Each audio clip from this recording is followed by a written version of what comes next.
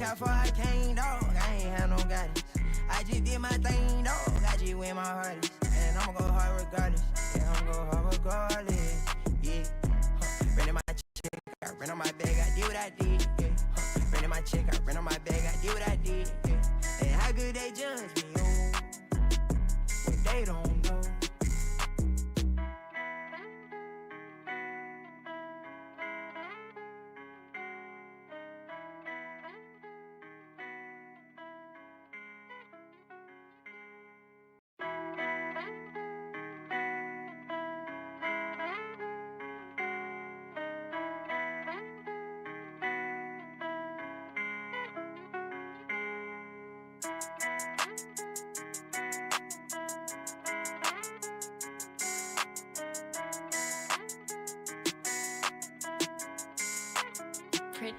Look at what I did, look at what I started.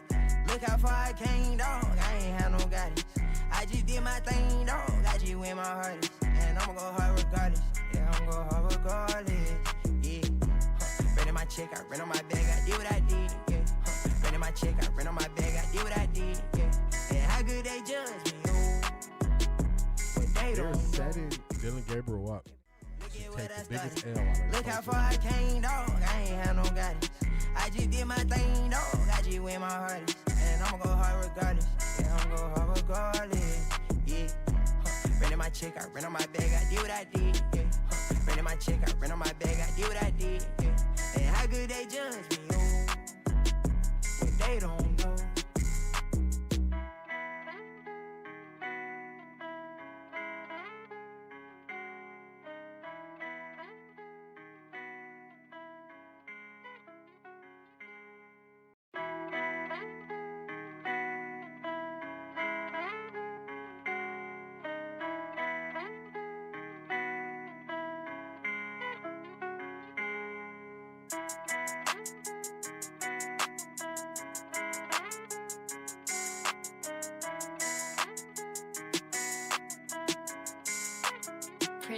Look at what I did, look at what I started.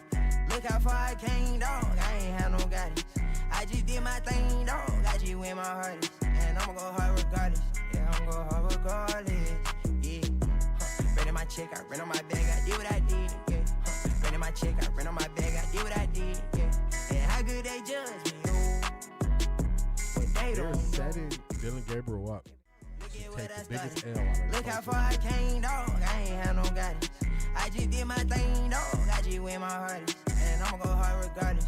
Yeah, I'ma go hard regardless. Yeah. Renting my check, I rent on my bag, I did what I did. Yeah. Renting my check, I rent on my bag, I did what I did. Yeah. And how good they judge me, oh. But they don't know.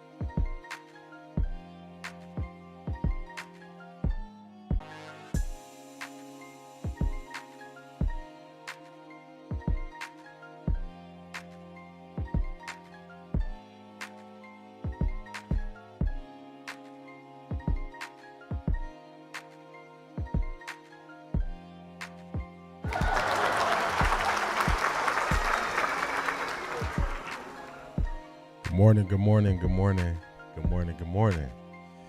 Let me get up in here. Let's get this down. Here we go. How y'all feeling today? I see y'all in here early. Make sure you hit the like button on the way in. Hit the like button on the way in. Don't wait to hit it later. Hit it now. I'm excited. We got a good show for today. Let's get these good mornings in order. Okay, good. My sound check is good. I gotta make sure I'm ready. Y'all know my one paranoia is me not having sound. That's my one paranoia. But let's get to it. Good morning, Miss Sparkles. How you doing today?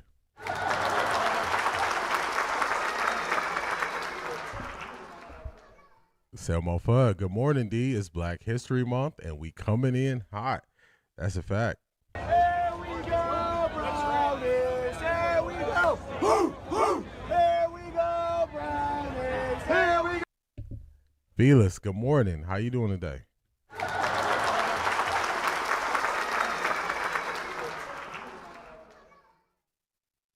TK, good morning. How you doing?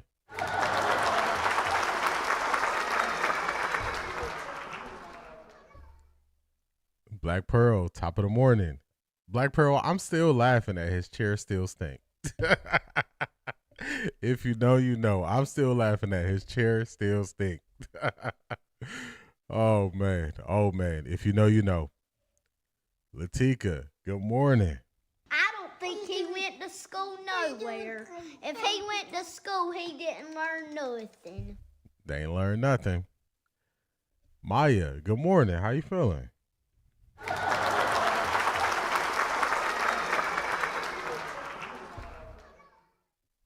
Good morning, Dawn. Hope you're doing good down there in Georgia. I ain't seen you in a while. Good morning.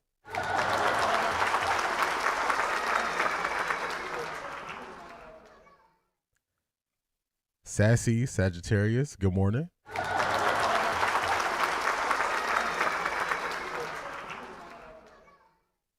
Detroit Gemini, good morning.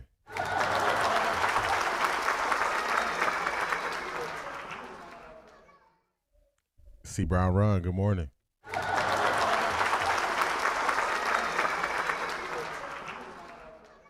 Where we at? Doggy Bone. They some workers, we some workaholics. Good morning.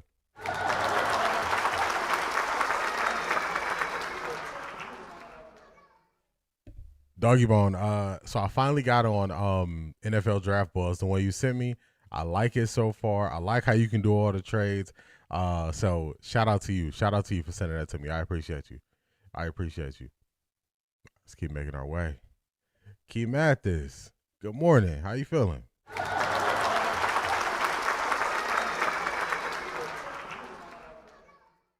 Oh, man, my chat done skipped on me. Here we go. Zadric, what's going on? Good morning. Hope all is well with you also.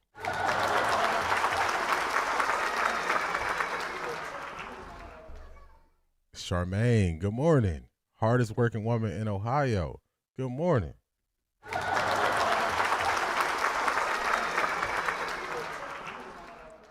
Harris Room Sports, my dog. What's going on? How you feeling, man?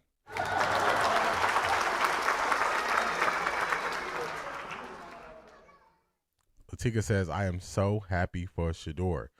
Yes, very, very excited for Shedeur. Shedeur is having a good time. They're not going to miss no content when it comes to Shedeur. They're not going to miss any content when it comes to Shedeur. I'm seeing a whole lot more of Shedeur at the Pro Bowl. They knew what they were doing.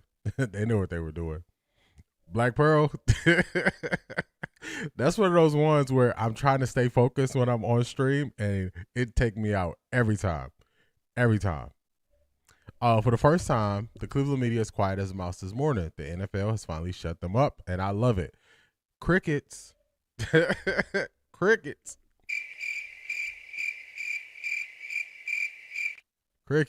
Have you tapped into Monken's history? He has led some premier offenses. Harris Room Sports. I did. So this is what happened. I got the news. I was live on stream. I was confused because I didn't think he was a real candidate. I was fighting for my life.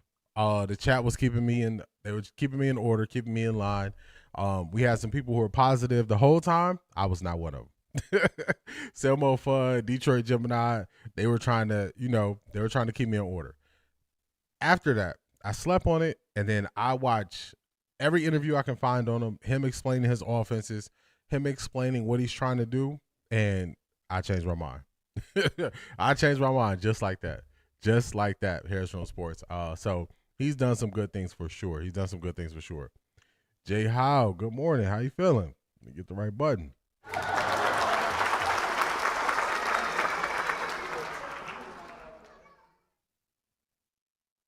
Oh, Dawn, you moved. Okay, okay. Hopefully everything is working out for you in your new place. Hopefully everything is working out for you. D, did you get snow this weekend? Charmaine, so much snow. So much snow. Cars have not moved since I last seen y'all. They in the same spot. They haven't moved nowhere. Not a little bit. Not even a little bit. So much so. It would not stop snowing. What day was that? Saturday? Saturday just kept snowing. I'm like, man, when's it gonna end? So they shut it down here in North Carolina. They shut it down. They shut it down. Oh, you settled in now? That is good to hear, Don. That is good to hear. Shedeur's at the Pro Bowl being treated like the superstar he is. Talk to him, Detroit Gemini. Talk to him. Yeah, I appreciate you. I appreciate you, Doggy Bone. Okay, good. You said all is well. That's good to hear. D, did you see how many people had Coach Prime shoes on at the Pro Bowl? Felix was paying attention. So many people was wearing his shoes. That my girl asked me, like, did they get those away? Did Shedeur give everybody his shoes? That's the influence. That's what his influence is. I got to turn this down just slightly in my ear. That's the Coach Prime influence. He's releasing new colors, new colorways, and he's releasing retros that you couldn't get for a long time. So I saw everybody rocking them. everybody rocking them. You about to lose your job. You about to lose your job. Everybody stay on that side when they switched up. You switched up, stay on that side, man. What is going on, Marie? Good morning. Good morning. Good morning. Dawn said it's freezing in ATL. Yeah. We got 2 inches of snow in Durham. Oh, it's just Maya. You lucky. It was all the way up to, when you go out your back door and it's like the ground and it's that additional space in between that you got to step up into your back door. It was there. So we had between I want to say 10 to 12 inches of snow. It was something different. It was something different. It was something different. D, I'm snowed in too. Thank God I'm newly retired. Yes, Black Pearl. Congratulations on being retired. And then also, you don't got to worry about going out there. You don't got to worry about going out there, fighting around in the snow, driving. I'm seeing all type of people stuck in snow. It's a freeway that's not that far away from me, and people were stuck on there for 5 hours. 5 hours. 5 hours. So just something crazy. Just something crazy. I just said I'm not dealing with it. I ain't dealing with it. Shout out to Bucky for behind the scenes footage. Yeah, he been dropping it. He been dropping the footage, and the good thing is they can always capture and have receipts.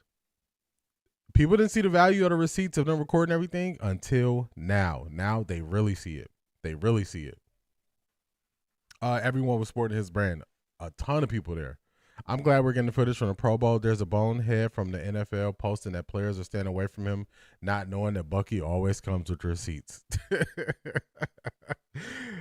How many times are they going to be wrong?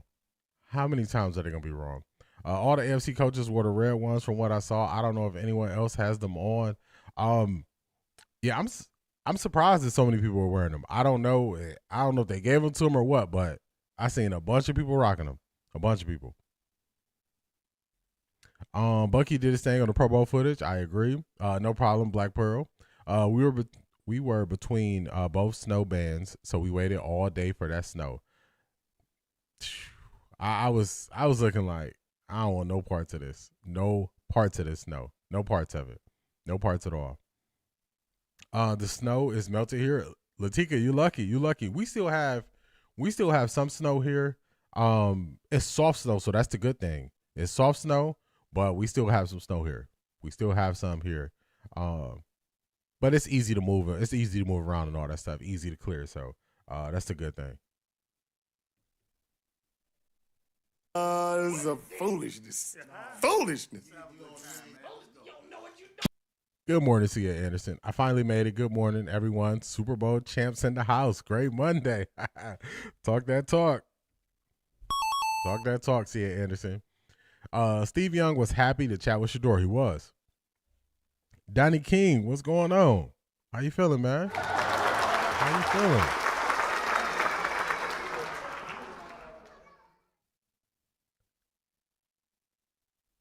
Donnie is out the country.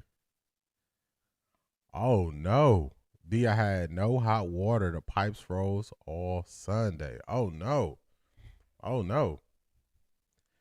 Hopefully they're working on that for you, Felix. Hopefully they're working on that for you. I've been through times where your pipes burst and it is not a fun experience. It is not fun at all when that happens. So just praying that they get you right. Hopefully they take care of you, Felix, because that's something else. That is something else. Bucky don't mess around with his receipts. I agree with that. Long as it's not ice, y'all good. Yeah, it's the sun is out. Latika, the sun is out too much for it to turn into ice. So we good there. We are good there. D, have you noticed the staff that Monken has been bringing in? I've been hearing good things. What's your thoughts on them? Okay, good. Felix is straight. Okay, good. I've been hearing good things about him too. And people say, oh, you want to take people from good teams and bring them into your organization and all this stuff. Now they're quiet. That the Browns are actually bringing people from a winning organization. I looked into the offensive coordinator. I actually put up something on him. Let me see. Let's start off with that. Because I didn't want to jump into everything the other day. I wanted to make sure I had some time to look into him, but let's look at the offensive coordinator. I got something for us here. Let's start with him. Now, some of his position level coaches, I've been seeing a little bit about them, but the OC, I understand why they're hiring their OC. They are hiring, they're doing a lot of their hiring based around upgrading the offensive line and the running game, which we need a lot of help. We need a lot of help in that case. So let me put this here. Okay, here we go. All right. 3 things fans should know about Cleveland Browns' new offensive coordinator, Travis Switzer. So I like this article. This give us some bullet points. He is a first-time offensive coordinator. Marvin Woodbury, what's going on? Good morning. Arkansas in the house. What's going on?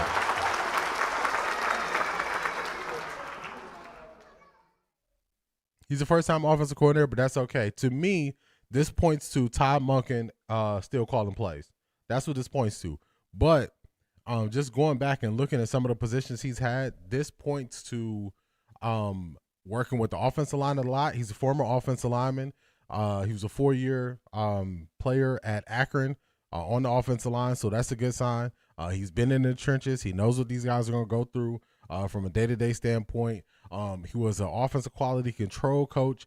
Offensive quality control coach is something that I'm really looking into because I've been looking at the path of how you go from like just on the offense to how you move into like eventually making it to the OC.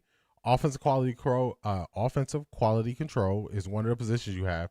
Work really close with the head coach or offensive coordinator. Then from there, they usually send you to tight ends. Then you go to running backs, and they kind of move you around the offense before you make your way to either running backs, wide receivers, and quarterbacks. And then that's how you go on to actually becoming an OC. So he's following the right path. So that's the first thing. First time offensive coordinator. Man, these ads are crazy. Let's get rid of some of these ads. Second time, local ties. We spoke on that. He played offensive line. He was a center. And also, he was part of the group of people who helped Derrick Henry reach new heights late in his career. So people thought Derrick Henry was done. They thought he was finished. Tennessee, we can't win with them. We're going to write him off, let him walk away, whatever. But they helped turn around that offense in that run game. And making sure it was one of the top run games in the league, not just from a Lamar can run standpoint, but all things running the ball. So, to me, I think this is a good hire. I like that we're pulling guys from winning organizations. We're not, just kind of scraping the bottom. So I think that's a plus. This shows his expertise and his ties and his relationships. So I like the staff he's putting together so far. I like it. Just want to see what he's going to do on the defensive end. If Jim Schwartz stays or if he goes, we're going to get to that later. But if it was me, I would find a new defensive coordinator. Just to tell y'all quickly. This may be turning of the tide for the Browns. For real. Been habitually bad since the Ravens stole the team. Now Monken taking coaches and some players in free agency. Now Browns have their get back. For real. As the Ravens actually go through some turmoil. So you could be onto something.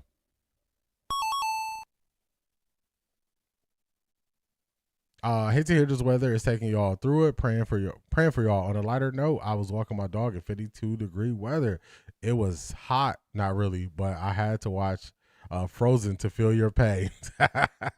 See Anderson coming with the jokes early.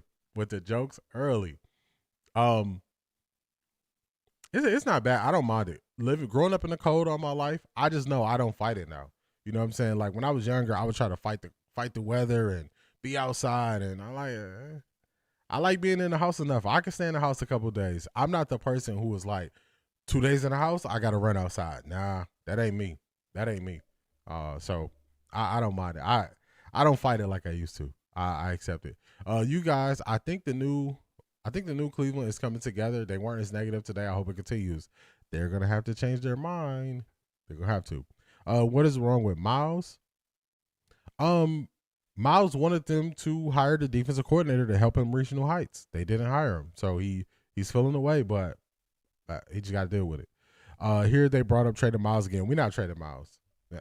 It's a couple players that we're not trading due to the salary cap. One of those players is Myles Garrett. Another one of those players is Deshaun Watson. The third player that we potentially can't trade is going to be Denzel Ward. Those guys will get restructures. They'll get restructures. So it's no issues. Those guys ain't going nowhere. They just got to accept it. We're trying to turn this thing around. We're even going to hear from Denzel Ward later on in the stream. So we're going to hear from him. All right, quick little detour back to the start of the program. Wait, I'm not on camera. Here we go. All right, there we go. I'm back. Let's get this thing kicked off with some motivation. And I'm going to do a little explanation after this motivation. But let's get to it. We got E.T. What's going on, E.T.? Talk to him. But I'm a unicorn. I ain't no unicorn. 24 years before you knew who I was, as CJ said earlier, I was becoming. Yeah. So imagine you just started speaking, and you expect to be where I am. You ain't even know who I was for 24 years. Nobody knew me for 24 years. I've been doing this. I've been doing it the exact same way. The only thing I messed up on was there was a time I stopped and I was doing shirt and ties because I had a couple people fool me and make me believe I couldn't do it like this.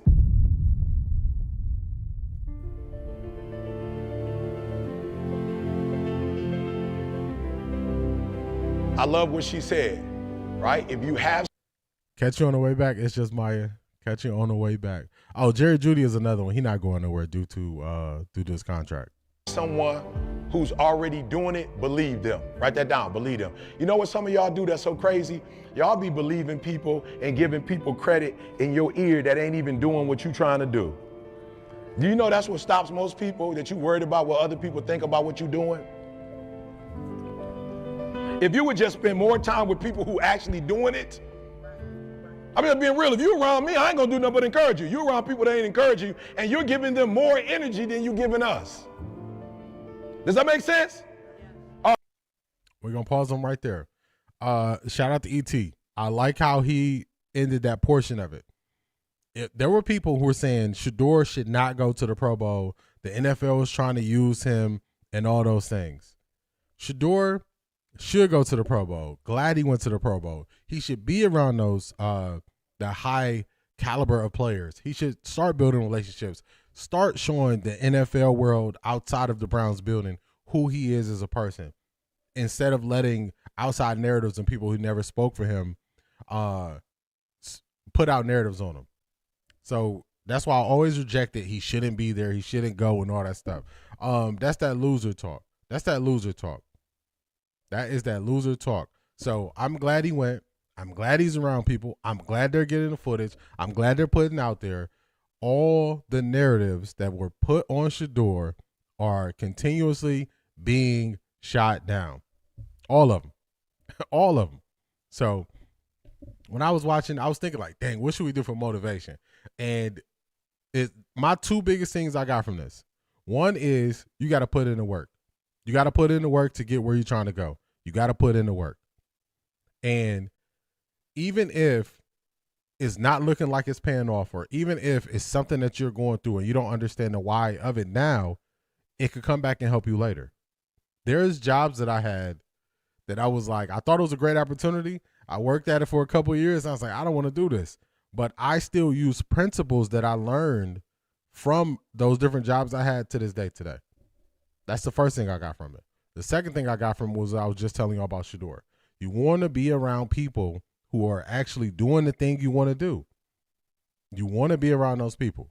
So just glad Shedeur went. Glad he's enjoying himself. Glad they're knocking down these narratives. And if you notice, Detroit Gemini's been saying it.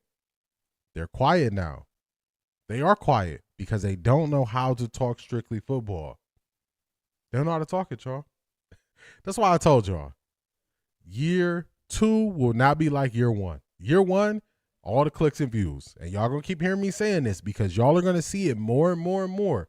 When you just have somebody who eliminates all the narratives and now you got to talk football, you got to go based on what happens on the field, a lot of these people is going to be no point in looking at them. It's going to be no point in looking at them. And y'all will start to see it. Y'all will start to see it. If they don't have drama, they don't have anything to speak about. That's all they got is drama. Once the drama rolls away, once everything goes away and you got to talk about football, crickets. Crickets. So that's what it's going to be. I didn't see. Okay, I think I was talking about Joe Burrow. I looked at the Miles situation differently. I thought he didn't like the way his coach handled rejection. To watch a 23-year-old handle adversity, then see your leader fold under rejection. Sad day. Yeah. That's why when we get to the Schwartz conversation, I look at the Jim Schwartz conversation totally different. That's a word. Come on now. I'm with. I like ET a lot. I don't like the fact that people be taking this stuff, so I had to go right to his page to get something from ET. Agreed. Surround yourself with like-minded people. That's a fact. That's a big fact. Miles the diva. He seems like he be in his feelings a lot. He needs to call Schwartz and not be mad at the team for doing what's best overall. I wouldn't call Miles the diva. And then also, when you've been the best player in a losing situation for so long and you've heard so many empty promises of we're going to get better, we're going to turn this around, only for them not to do it, how would any person handle that situation? When you're above and beyond the best player, Myles Garrett, when he got on this team, he was Eric Thomas, TK. Eric Thomas is the one from the video I just played. Myles Garrett, when he got to the Browns, he was the best player on the team. How many times do you think he heard pitches that the Browns are going to be better? We're going to do this. This is going to be the plan to turn it around, and they haven't done it. So I would not call him a diva at all, because then you got to ask the question: was he a diva when he was breaking the sack record? So I wouldn't call him a diva. Does he have room to be frustrated? Of course. Look at how he's performing. If anybody would look at themselves in the position of Myles Garrett, they probably wouldn't even have handled it as well as he did just by putting out a picture. They probably would have came out and said something. I always told people, Shedeur handled this at his age way better than I would have. Myles Garrett, at the peak of his career, the prime of his career, in the argument for top defensive player in the NFL for multiple years in a running, and he put out a picture, and then that's why we're gonna say he's a diva. Y'all don't want to know how I would have handled this at 29 years old. Y'all don't even want to know. I would not handle it like this. So sometimes I think it's easy to do when we look at sports. Sometimes when we look at sports, we take the human element out of it. And we got to leave that human element because they're human beings first before it comes to when they put a jersey on. So Yeah, I would just disagree on that side with Myles Garrett. I would disagree. Protect your energy and peace. I totally agree with that. Finally, Shedeur teammates are coming out and saying they all like him and want him to win, and he always in the building is around to talk to everyone. That he is a distraction is all lies, all lies, all lies. Good morning, Jackie. Good morning, Jackie. I know nothing about Myles' situation other than he posted a meme. I think that's what they call it. Sorry, I was at grad school doing social media blow up and missed a lot of the lingo. You all good, TK? Yeah, that's what they call it. He posted a meme. He posted a meme. Since Stefanski is out that building, good stories about Shedeur's coming out. The truth is coming out. A.M. Williams, what's going on? Hopefully we can keep you entertained while you're at your doctor's appointment. Did y'all hear Shedeur was in Paris to announce the Browns playing the Saints in Paris for the NFL? It's supposed to come out Tuesday. I did not hear that, Sassy Sagittarius. I did not hear that. I didn't hear that. That's people that just started looking at football. I don't have a team. I love good players. I'm 59. I have an uncle and a cousin that played in the league, Dennis Woodbury and Jesse Clark. Shout out to you, Marvin. Shout out to you. Myles is big been rocking with Shedeur 12. Myles is a really quiet guy, never wanted that leader role, just wanted to win. I agree with that.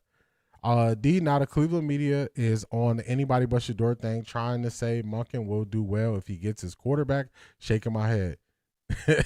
Pick up the remote, turn the TV off. Turn them off. Just turn them off. Turn them off. That's what I do. I look at media stuff when I'm doing research for the show. If I'm not doing research for the stream, I turn the channel off on a lot of this media. I turn the channel. They got nothing good to say. They got no reason. A lot of people are speaking on the Cleveland Browns because it's a big story. But a lot of what we are seeing is people thinking on theories and ideas that are not in line with reality. Because once you look at the salary cap, some of the stuff they want to do can't even happen.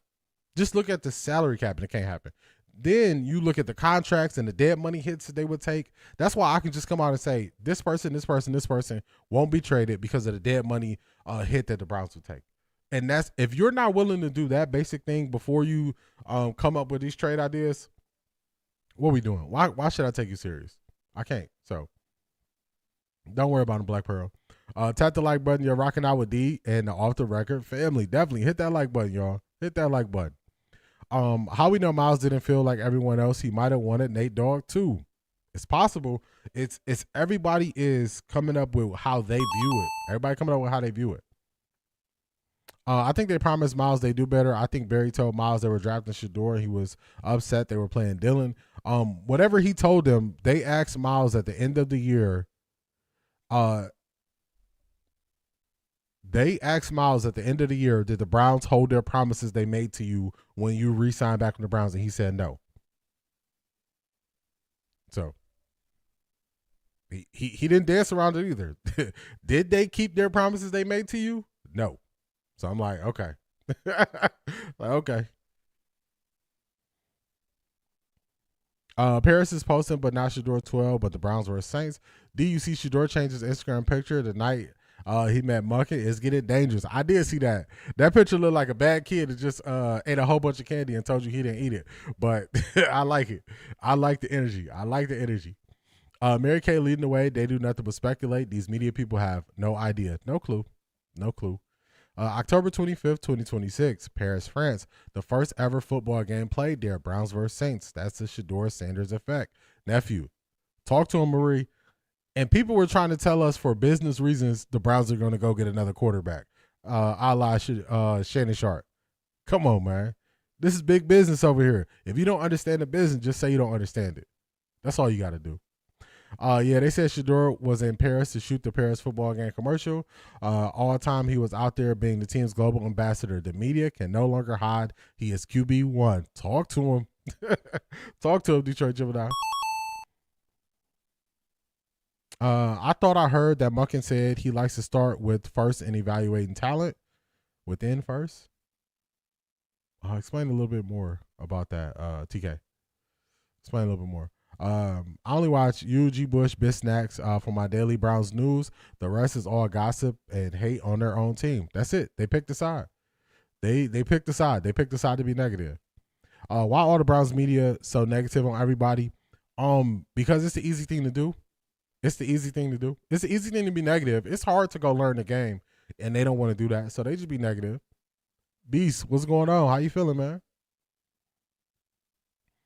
That's that pick of him when he won. That's the pick of the day. He won the Hemi Award. He getting back to being him. I like it. I like it. Morning to the best and caring content creator. Hi, Shedeur. My name is Teddy Pendergrass. Apparently, Coach Monken listens to my song, When Somebody Loves You Back. Big facts. It's a totally different feeling when you feel that somebody cares about you. All right, let's keep it moving. Let's get the show started. I got something funny for y'all. I might get a copyright. I might have to edit this out once the video processed through YouTube, but y'all got to see this, y'all. I thought this was hilarious. Check this out. I'm going to turn the volume off on it. But look at this. Look at this here, y'all. Man, let it go. Let it go. Why your hair flip-flopping all over the place, man? Why is your hair flip-flopping? Look at this. Look at this. Let it go, man. Let it go, y'all. Let it go. I thought that was hilarious. I'm only gonna play it that one time. We're gonna pause this real quick. We're gonna pause this. But he took the top off the Maybach right there. Let it go, man. Ain't nothing up there. Ain't nothing up there. Ain't nothing up there. You taught us the salary cap this weekend, trade, buy, and sell. Somebody say, look at your 10 mil negative salary cap, and that's borrowed from 2026. They need a payday loan interest, 50%.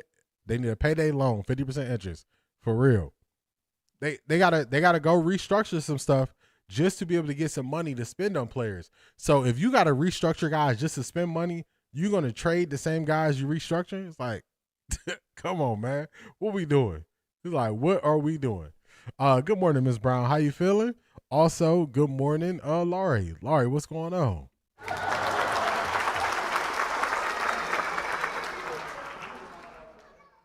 Tessa, what's going on? Well. well. I saw that hairpiece and I said, bruh, let it go. It ain't nothing there. Let it go. Let it go. His hair his hair did come off, and then towards the end of it, Key Mathis, he threw his hair in the crowd. He threw his hair in the crowd. Now that's boxing, so it might get a copyright strike, so I can't play it again. But I just had to show y'all. I had to show y'all that because I saw that. I said, "Boy, ain't no way." Who loves you that's close to you? Because they should have told you this not a good idea. They should have said this not a good idea. Not a good idea. D, we brought you up on G Bush channel to link up with you. I'm hoping that happens. We'll see. We'll see. I hit him up a minute ago. Yeah, that hairpiece situation is wild.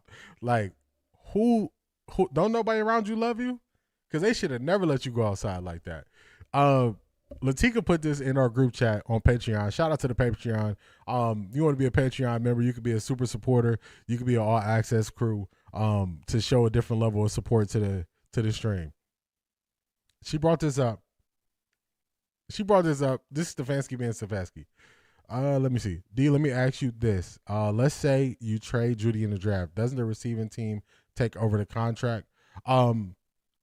They could take over the contract, but to make contract terms friendlier, what the Browns do is they put bigger dead cap hits at certain parts where they know you're going to be on the team, so they could kind of hide the money in the contract. So the guys that I'm saying won't be traded is because the Browns use a technique to kind of hide the money in early years, knowing that you're going to be there. So if it was just a normal plain contract, yes, it will move over. They've even done something where they'll add a dead money cap hit even if they trade you because they know they're not going to trade you. So that's how they get funky with the money. So when I was telling people Myles Garrett wasn't going to be traded, it was because he had a very high dead cap hit. Very high dead cap hit. So I knew he wasn't going to be traded. Same way with Deshaun Watson. Even if they're traded, they got a dead money cap hit. It's players who are not under contract who still have a dead money cap hit on the Browns because they expected to re-sign him. David Njoku has a dead money cap hit next year and no contract for the Browns. So in most cases, it would just move, but they did some funky stuff with the money to make it work. So the Browns contracts are similar to Philadelphia's contracts. Asante, what's going on? How you feeling? How you feeling?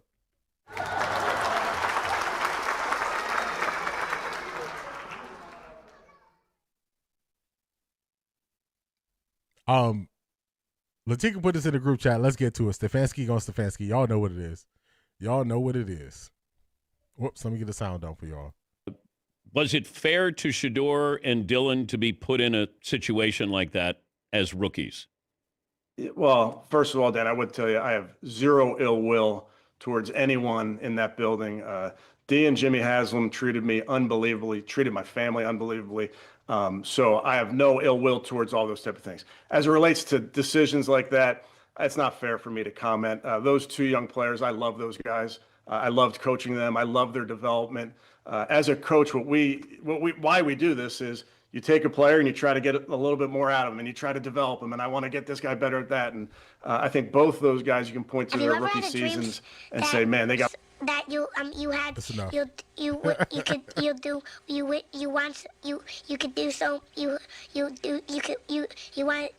to. So happy we don't got to deal with that no more, y'all. So happy. So happy we don't got to deal with that no more, y'all. So happy. So happy. He just saying a bunch of nothing. Dead money. Dead money is a charge you get regardless of circumstance. So think of it this way. Yeah, Stefanski goes Stefanski. He ain't gonna give you nothing. Dead money means you're being charged regardless. So you know how you reserve a rental car and they say even if you cancel the return, they're gonna charge you a certain amount for canceling it. That's what dead money is. So for instance, they have a dead money. Let me pull it up. I mean, not just say it. Let me pull it up real quick. I think I got over the cap for the Cleveland Browns. This is the one I put in the chat. All right, David Njoku. David Njoku has no guaranteed money, no contract, but he has dead money coming into next year. So that means you be in charge regardless. So in certain cases, a player like Deshaun Watson, when they say $80 million dead money cap hit, that means if you own the team or off the team. And sometimes you get penalized more if you cut the player or if you trade the player. Because that, remember, dead money equals I'm taking mine regardless. Regardless of what you do with the player, I get my money for it. I'm getting the money for it. So that's what dead money is. That's the easy way to describe it. We charging you regardless. We don't care what you do with the player. We getting ours. Now he said he loved them, for real. Man, the Browns are negative 18 million, I think. Yeah, they are negative 18 million. They got 20 million that they're rolling over from last year. So it's not all these big moves that people think we're gonna make. And it doesn't make sense to just take an $80 million dead money cap hit when you don't really have that much money to work with just to get Deshaun Watson off the team, just to get another team. It's just it's fake money. So nobody actually gets the money. It just, you got to subtract it from your available money. So it doesn't go to a person or entity. You just got to subtract it from your money. So the same as if you, like I gave you the rental car situation, the same way you rent that car and it just comes away, whether you rent the car or not, it's like that. You rent the car or you don't rent the car. We got to charge you a restock fee of $50 because we thought we were going to rent it to you. Think of it in that terms. It's just a accounting thing that has to happen. It's going to be on there as a negative. You had $100 and you got to give $50 away dead money. We're just going to take it. So if you need a person who would get it, you can say the bank or whoever, but it goes to air. It's more of an accounting thing, but it's not money you can lose. It's not money you can use. So Spiritual War Exposed, what's going on? That ain't what they asked. Nah, he went all over the place. He went all over the place. The kid voice is the one. Yeah, I'm so happy. Like, I know that people want to follow up and listen and see what happens with Stefanski, but I cannot listen to that. I can't be sitting up here listening to Kevin Stefanski. I can't do it, y'all. I can't do it. I'm not I'm not gonna be the one. I'm not gonna be the one that's listening to him. I'm not gonna be it. I'm not gonna be the one. I'm not gonna be the one. Where we at? D, why I scowl when I hear Kevin Stefanski talk? I think we all do. I can't listen to it no more. OMG, it's like scratching a chalkboard. Listen to Kevin. So happy we don't have to ever listen to him again. For real. I'm not gonna be listening to his stuff. Stefanski will not stay long at the Falcons if he starts losing. The Falcons is Deion Sanders' house. They love him over there. That's a fact, Donnie. That's a fact. That and his famous, I understand the question. Man, that I understand the question is crazy. Keeping the Njoku, if they can get him like 1 year, $10 million, get him to stretch the money over 2 years with like a void year, probably will be good. That's hopefully we could do. Yeah, but did you hear him say he was a maniac on player development? He must have been really out of his mind in Cleveland. He ran 13 QBs into the ground. For real. I heard him say that and I was like, did somebody just teach you that word? Because like, when a person learned a new word, they just put it in situations where it don't really make sense and it don't really match their character. Like, that don't match your character, bro. You learned that word, read it in the dictionary, said, I'm going to use this 10 times today. That's why we shouldn't be listening to Bull, Jason J, Dustin, or Anthony Lama. Asante, I agree. Thanks for explaining that. Interesting. No problem. C. Anderson, from an accountant standpoint, it's numbers, no money involved, ever. That's exactly it, C. Anderson. I'm starting to think Stefanski lives in bizarro land. Whatever he says, believe the opposite, for real. Have the Browns ever had this many fans? No. Shedeur, I don't think we can put Shedeur on a scale of how much viewership and how much interest is in Shedeur. So if it's any person, even diehard Cleveland fans, I've been a Cleveland fan my whole life. If I ever told you that there was anybody who got this much traction on the Cleveland Browns, I'll be lying to you. Shedeur is going to be graded on a different scale that we don't really know how to grade the eyes and the interest that he's brought to the Browns. We don't know how to grade it yet. AB will crunch those numbers and free up a majority of the cap space. Watch him work. He's good at it. I think he's gonna make something shake, but I don't think it's gonna be. I don't think it's gonna be like people think. AB figure out a way to get about 80 mil to spend every year, so he gonna get it around there. D, did we get that young coach 25? I think that is supposed to be a supercomputer. I haven't heard anything else about him. Marie, the supercomputer malfunction. They sent it to the shop. Who is it? They sent it to the geek guys at Best Buy. They are working on it. It's in the shop. That's why we haven't heard nothing about it. Somebody spilled their coffee on it. He might leave Dylan stranded in Cleveland. Come to think about it, Stefanski put his money on Dylan and he failed him. He did. The Falcons fans will revolt. I think they will. I definitely ain't looking for Kevin. This is the first time I heard him since he left. Yeah, I ain't checking for him. Hi, Andrew Berry. My name is Glenda from the Wizard of Oz. You competed. I knocked off the Scarecrow, Tin Man, the Lion, and the Wizard. You knocked off Joe, Kenny, Dylan, and Kevin. Yes, he did, Clyde. I hope Shedeur beat the brakes off Kevin's team when they played them. Felix, we played the Falcons this year. We played them this year. I don't think Dylan is in the plans in Cleveland either, so I wonder where they find him a home. I think he's going to be a camp arm unless they can get a late round flyer draft pick that they can replace him with. Chasing Destiny, what is going on? How you feeling? D, what are your thoughts about the staff and the Ravens choosing to follow Monken instead of Harbaugh and Monken choosing to coach Shedeur Sanders over Jackson Dart? Black Pearl. Talk about a layup of a question. Thank you. Do people want to really talk about that? It's going to take longer to develop Jackson Dart into becoming an NFL quarterback than it's going to take for Shedeur to develop into an NFL quarterback. It's going to take him longer. When everything breaks down and you go to what you naturally always do, Shedeur's natural instincts is to make a play downfield. Jackson Dart's natural instincts. Oh, I thought you were talking about DG. I thought you were talking about the supercomputer. What's the person's name? You know their name, Marie? Because I was gonna say the supercomputer malfunction. Jackson Dart, when everything breaks down around him, he turns into an athlete first, and he takes off the run. So it's telling that a guy who's worked with a bunch of different quarterbacks, chose Shedeur over Jackson Dart. He had the choice. And also, Lamar is super athletic, but Greg Roman used Lamar as a running quarterback. Lamar is more of a pocket passer, or he wants to be more of a pocket passer than he wants to be a runner. And you can see that based on how he plays. So, yeah, Marie, you got to tell me his name. I thought you was talking about DG. You got to tell me his name. I looked into a couple of the guys.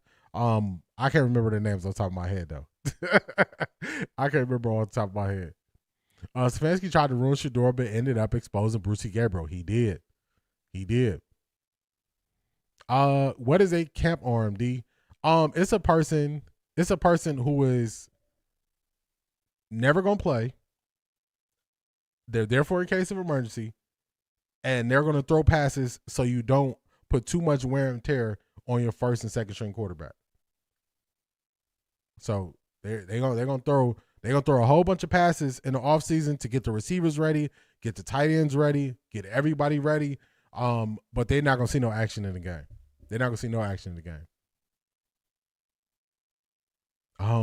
Daniel Stern, let's look him up. Because I looked up some of the guys, but we was getting so far in the weeds. Let's see. Daniel Stern, Browns.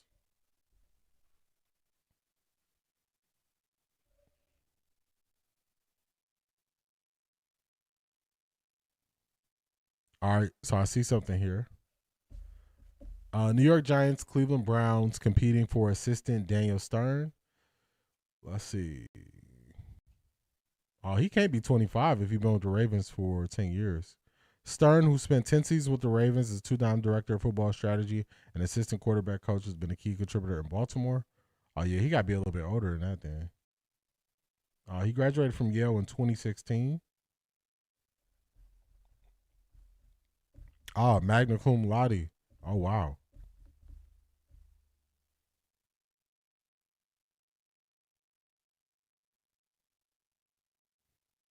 Yeah, Stern got to be a little bit older. What I'm noticing is they are hiring some people who do different roles that we haven't seen in a minute. That do some different roles we haven't seen. Broncos country, let's ride. Broncos country, let's ride. Come to Offtharecorddee, where we gonna read your super chats. Your voice is gonna be heard. Shanithia, what is going on? How you feeling? Welcome in. See, I'm looking at David Stern right here. Let me see. We kind of moving. We're kind of moving. Let me look. Carson Beck is who I'm looking at only because him and Monken have a history together, and Carson Beck is that guy. Selmo Foot, I was not excited at first for Monken. I'm excited for Monken. It's gonna take me a long time to be excited for Carson Beck. I watched him all year, and he could be fooled too easily, way too easily for me. Way too easily for me. Where we at? Get in the second and third string players ready, D. Yes, TK. Second and third string players. Cause think about it. A third string quarterback won't really ever play. But the second string tight end gonna play. The third string tight end gonna play. The third and fourth string receivers gonna play. So, you definitely want to get those guys ready. D, that's the quiet part. No one wants to talk about. Monken made a choice. He chose Shedeur. Checkmate. For real. He had the choices. He had the choices. I'm reading about him. And I wonder what position they would be hiring him for. But they are definitely bringing on additional staff, like roles that I haven't seen before. So Baltimore could be doing some things differently than the Browns. I thought it was Stern who just sat in the booth and analyzed fourth down and conversions. Let's see if they say what he was doing. Stern for an associate head coach job. Let me see if I can read up what his role was. No to Carson Beck for B2. Yeah. Selmo Fudge, you convinced me. You convinced me on Todd Monken. I don't know about Carson Beck though. All right, let's see if we got another way. Okay, we got a better breakdown of it here. He was 2T when he started with the Ravens. Not 2T when he started with the Ravens, Doggy Bone. I thought it was Stern who just sat in the booth and analyzed fourth down conversions. Let's see. We got another one. We got another breakdown of him here.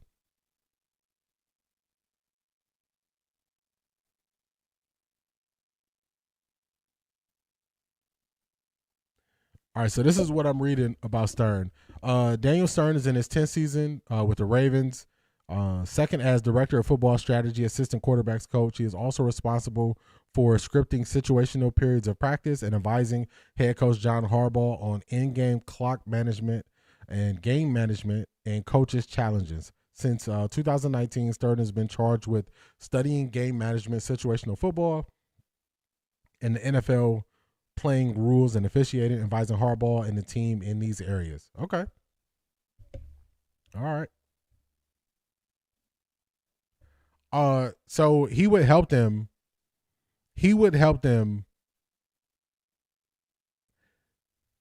Nah, he can't be 25. If he was 25, he would have had to graduate. He would have had to graduate from Yale 2016 at 15. He would have had to graduate Yale at 15 because he already been in the league 10 years. He's been 10 years with the Ravens, so he's probably younger, but I don't know about 25. Let's see.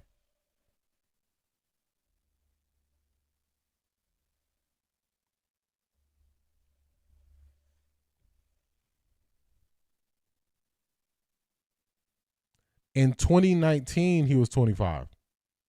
So he's 32 years old. Okay, that makes sense. Yeah. 2019, and he was born, I ain't gonna put his birthday out there, but he is 32 years old. He's 32 now. Okay. Gotcha. D, I heard that Harbaugh was not happy that Monken took the head coach job. He was trying to convince not to take the job. It will be interesting to see how he does without him. Yeah, he wanted to keep him for himself. Young Einstein, he may be in his 30s. Yeah, he's in his 30s.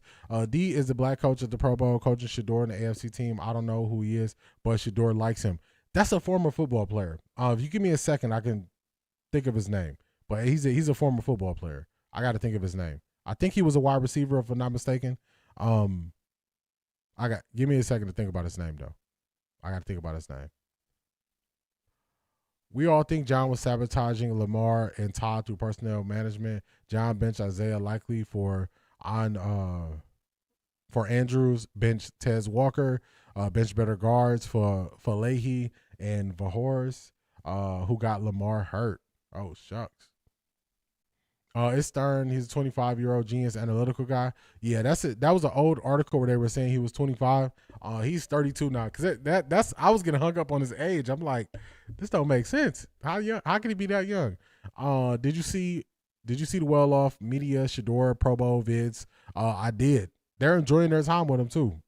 Notice IU baited Carson Beck into the interception. The safety and corner tricked him. Shedeur would have made the throw. If Shedeur threw interception, the media would have.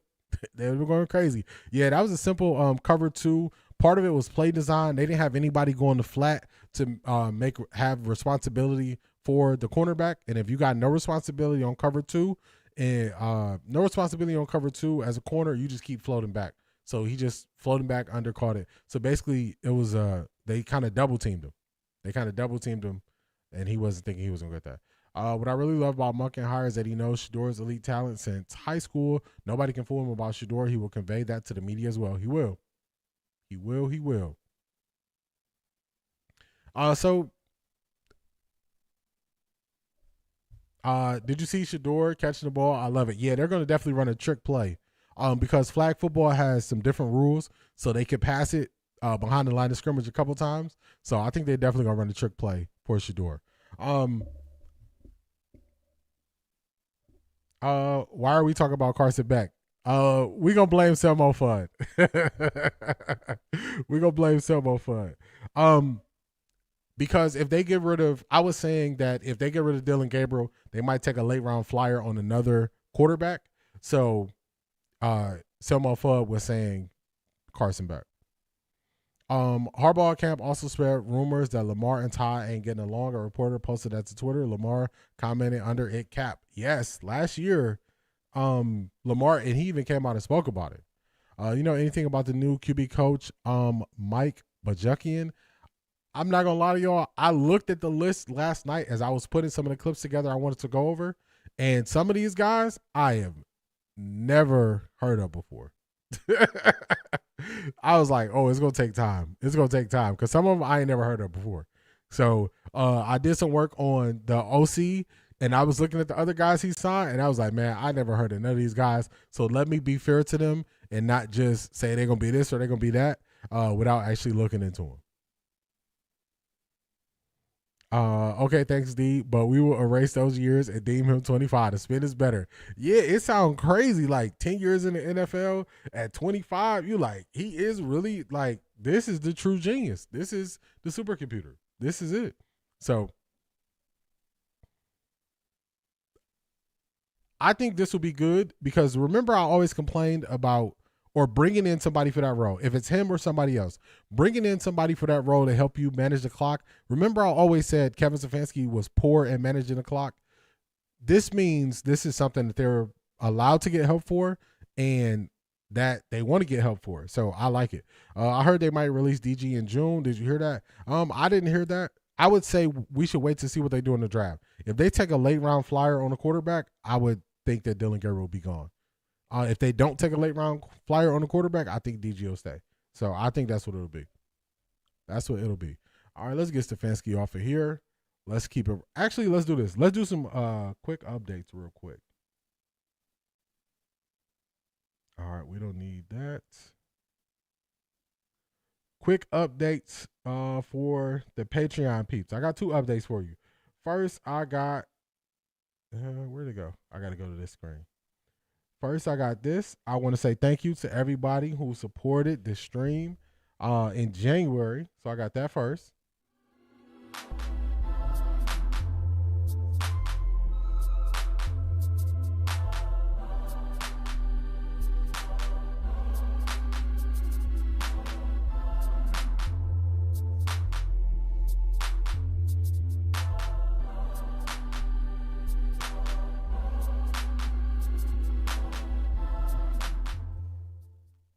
Shout out to everybody who supported in January. I really appreciate you. Y'all helped me stay in line, stay getting better, staying focused, stay locked in. So I appreciate each and every one of you. Thank y'all for y'all support. Also, Patreon peeps. Don't forget, Off the Record NFL Challenge. This is the first year. We got the Super Bowl coming up. Super Bowl picks. I'll probably put a post in Patreon starting on Friday where you can start to pick the team. But the thing that's different for the Super Bowl is you'll need to predict the score. Predicting the score is the tiebreaker for the Super Bowl. So we have Cia Anderson, Deshaun, and Latika have 45 points. If they all get the Super Bowl right, it's going to come down to picking the actual score without going over the score. So it's the closest person to pick the correct score without going over the score. So just want to give you an update about that so y'all don't forget. I'll put out something in Patreon on Friday. So start thinking now. Start thinking about your prediction for the Super Bowl.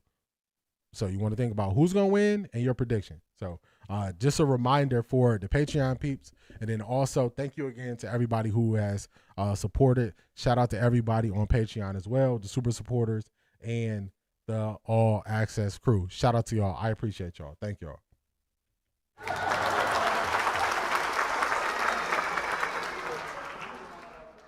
Beast, I got that on the docket. Like he. I got that on the docket.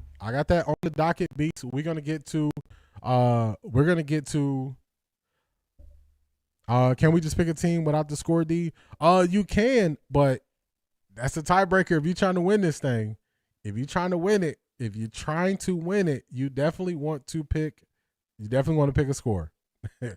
You definitely want to pick a score. You're trying to win this thing. You want to pick a score. So that's what you want to do. That's what you want to do. This is a foolishness. Foolishness. Oh my God! Wow!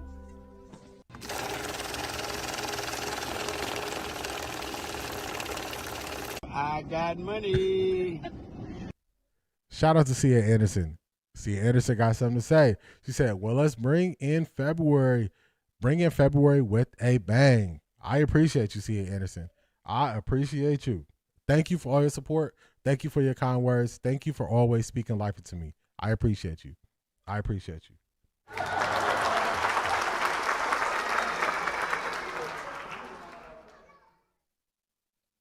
Slide that over there. Thank you again. Let me hit some of these before we get to the Jim Schwartz conversation. Let's go. I was watching the Pivot podcast. They said the only reason Shedeur made the Pro Bowl was because of his dad. I saw that. We're going to get to that. I got them on the docket. When it comes to the Pivot podcast, we're going to talk about what they said about the Pro Bowl, what they said about NIL, and then also what they said about Colorado and the Coach Prime introducing player fines. So we're going to get to them. We got them on the docket. DG, a good camp arm. I think so too. I think Jim Schwartz is staying. If he hasn't officially retired by now, he will stay. I hope he gets over it and help the team get into the playoffs. That's the conversation we're about to have right now. We're having that conversation right now. If a preposition, the Baltimore kicker makes a 3-point conversion, just ponder. If he makes that kick, we looking at Todd Monken totally different. That line coach, Warthrop, had our own line hugging instead of getting inside leverage. Go watch tape on our own line when you get a chance. Don't know if he was teaching it or allowing it. Either way, it was bad. I started watching tape on Baltimore's offense, and the tackles, I like the tackles. I like the center. The two guards, number 77, Spiritual War, number 77. I can't remember if he's. I'm watching it in reverse. I can't remember if he's the left guard or the right guard. Ooh. Man, oh man. He was doing some. He was just running, not blocking nobody, running with his arms out. I'm like, oh no. Oh no. Oh no. TK, you not trying to win? Come on. You want to win. You want to win that thing. You want to win that thing. Personally, I wouldn't want DG on the team because of trust, distractions, and his talent doesn't warrant overlooking those things. Yeah, if they go for a late round pick, like a late flyer, they go Garrett Nussmeier late in the draft, something like that, like Garrett Nussmeier, I guess whatever, a Carson Beck, a Drew Aller, something like that, like the fifth round, something like that. Then maybe it'll be okay. You'll get rid of DG, but unless they got somebody that they see fit, then he'll probably just sit there. If he's smart, he won't be a distraction this year like he was yesterday. If he's smart, it seemed like they're jealous of Shedeur fan base because they don't have a fan base like his. Beast, you onto something? Let's not watch the pivot. We got to break down how wrong and why they're wrong. We got to do it. We got to break it down on them. Where we at? All right. Shout out to Black Pearl. Shout out to you.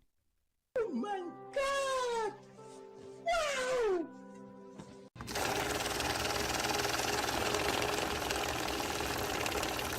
I got money. Black Pearl says, I second that. We appreciate you, D. I appreciate you, Black Pearl. You're active in Patreon. You're active over here. I appreciate you, Black Pearl. Thank you. And we appreciate you. You've been locked in since you've been here. So thank you so much. I appreciate you. D, I just subscribed. I'm all access on Patreon now. Locked in. Let's go, Marie. You about to lose your job. You about to lose your job. Everybody stay on that side when they switched up. You switched up, stay on that side, man. Let's go, Marie. So Marie, now all access crew. Of course, you get everything available inside of Patreon. So you get the group chat. You get I'm sorry. I was reading Shanika comment. You get the group chat. You get all the videos I post over there. You get to, now I'm doing it for everybody, but once the season gets here, it's going to only be for all access crew. You get to leave voicemails. I'm going to add that to streams at least once a week. So you get a lot by tapping into the all access crew. Hopefully you enjoy it over there. Once the stream is over, I'll send you your invite or your welcome information, and then definitely lock into the group chat, because the group chat, we active over there just all the time. All the time. Just active in the group chat. You can ask questions in the group chat. You can suggest videos in the group chat. You can say, hey, look at this. Y'all see this? What y'all think about it? So I appreciate you for tapping in, becoming a all access crew member. Thank you, Marie. I appreciate you. Where did I leave off? TK, that's even better. If you win it and you're still learning, just think where you're going to be next year. So I'm telling you, it's a good prize. It's a good prize. They're driving Nussmeier's name up again. He'll be in the second round. Man, if he was like a fifth round, sixth round, I would take him. But I would not take him in the second round. No, he's too up and down. D, I am standing on this. Don't draft any QBs.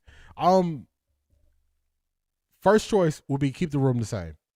But if you were in the camp of you want to get rid of Dylan Gabriel, I would only get rid of Dylan Gabriel if I took a flyer on a late round rookie. Like I'm not talking about first, second. No, I'm talking about 6th round, 7th round. Like that's what I'm talking about. Like a guy who you think could come in and be better than Dylan Gabriel over time. So that's the type of guy I'm talking about. Not an early round pick. We got way too many holes for an early round pick, but we got like 11 draft picks. And as you get later into doing like mock drafts and stuff, you will see that if you could just get somebody there and replace DG, if you think it'll be a distraction, then I'm good with it. So like a first round, second round, nah, I don't want no parts of that. I want no parts of that.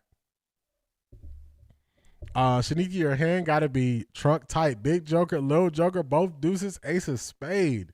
So you gotta come correct if you're trying to win this thing. We need our good C. Anderson to win the Patreon challenge. We need some funds for our new business venture. Keep at this. Y'all had me cracking up talking about write the post-dated check for 2071.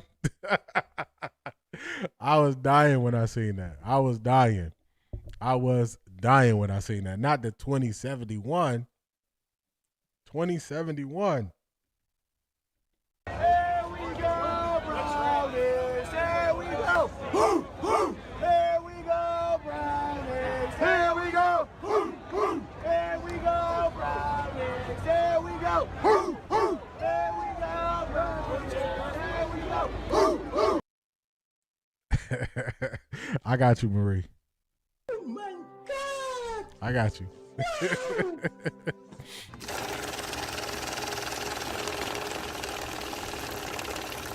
I got money. Shout out to Selmo Fudd. I appreciate you. Thank you for all your support. Hey, staying positive, man. You were staying positive when not many of us were. So shout out to you. He says, bang, bang, bang. Bang, bang, bang. You know what that made me think of? That made me think of like in the NBA playoffs where they be like, bang, when they shoot a three. That's what that made me think of. So shout out to Selmo Fudd. I appreciate you. Ace and King of Hearts at clubs. I'm bleeding in hearts. I'm up for a Boston, not a Boston. Not a Boston. She said, I'm running it. I'm running it. I am running it. Okay, Kevin Stefanski is gone. Now we can drop to you about to lose your job until they start something. Don't start nothing, won't be nothing. Fair. Fair. Fair. Chat, we're going to Paris to watch. Chat, are we going to Paris to watch Shedeur play? We got to get these passports ready. You got to get passport heavy. Passport heavy. Any QBs they draft will give Cleveland media fodder. They can trade Dillon for Kenny Pickett. Not trade him for Kenny Pickett. Oh, shucks. You know what? That's a good question. That's a really good question, Shanithia. We're going to get to Jim Schwartz, y'all, I promise. But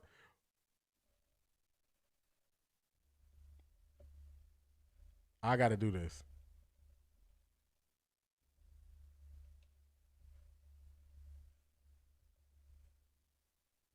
I got to do it, y'all. I got a poll question. Shout out to Shanithia for this because she gave me a great idea. All right, y'all. We got a poll as we get this thing rocking and rolling. Who would you rather have, Kenny Pickett or Dillon Gabriel? Tap into the poll. That was a good one, Shanithia. That was a good one. Tap into the poll. Let's get to the Jim Schwartz situation. Let's go. He had the job in hand. NFL insider Jordan Schultz reporting that Jim Schwartz felt as if when Grant Udinski dropped out of the race to be the next Browns head coach, when he took that contract extension to go back, be a part of Liam Cohen's staff, be the OC of the Jacksonville Jaguars, nice little pay bump there, Jim Schwartz thought the job was his.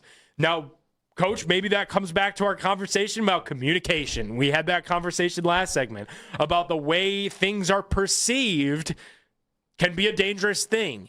And I think that works internally and externally. The messaging to the fans throughout this, in my opinion, was flawed. I felt like the team could have communicated with the fans of their team a little bit better on what was actually going on.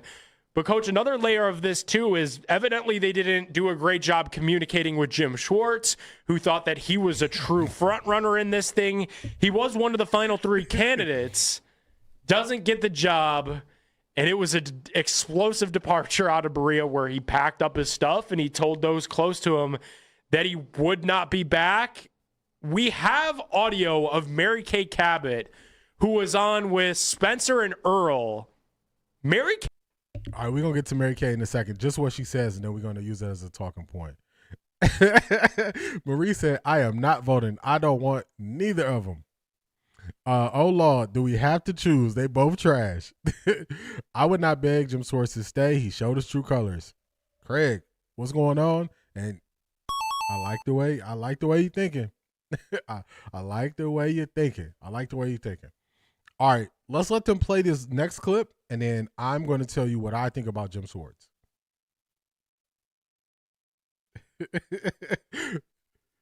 Kay thinks that maybe there's a world where Jim can be back. Do you think that Todd Monken has the personality to sit down and have a conversation with Jim Schwartz to kind of calm him down and convince him to stay, if that's something that he even wants to do after the reports came out? Well, I think he should do that, and I think that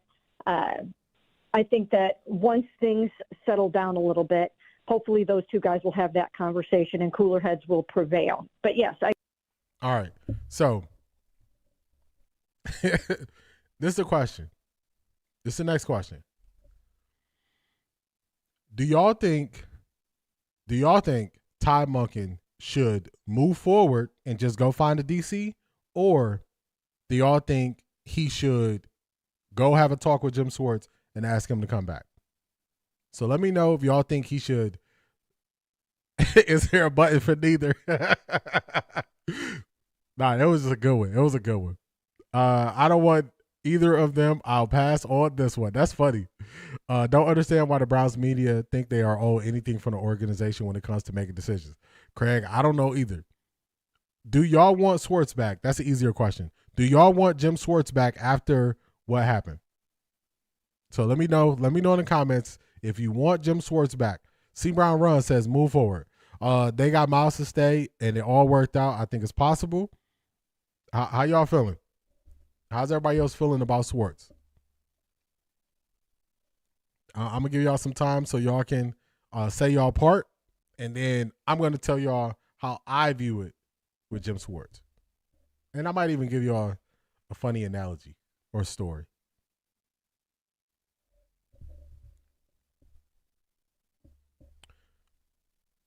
Talk to Schwartz, but if he's tripping, let him go. I like that.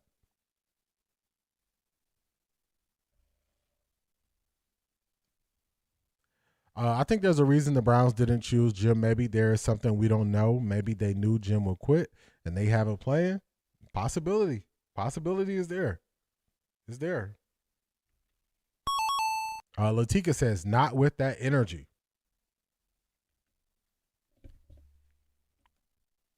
Move on. I don't like his energy. All right. I like y'all answers. I like the way y'all viewing it. This is how I view it. Initially, I was like, man, try to talk to Jim Schwartz. But then, the same way I slept on the Todd Monken situation, I slept on the Jim Schwartz situation. I want Schwartz back because the players really like him. It would make Monken's job much easier. But if he doesn't want to stay, let him go. I'll give him some grace. I want him to come back as a defensive coordinator. Let him go. Need everyone on the same page. How close is he to Kevin Stefanski? If they buddies, let him go.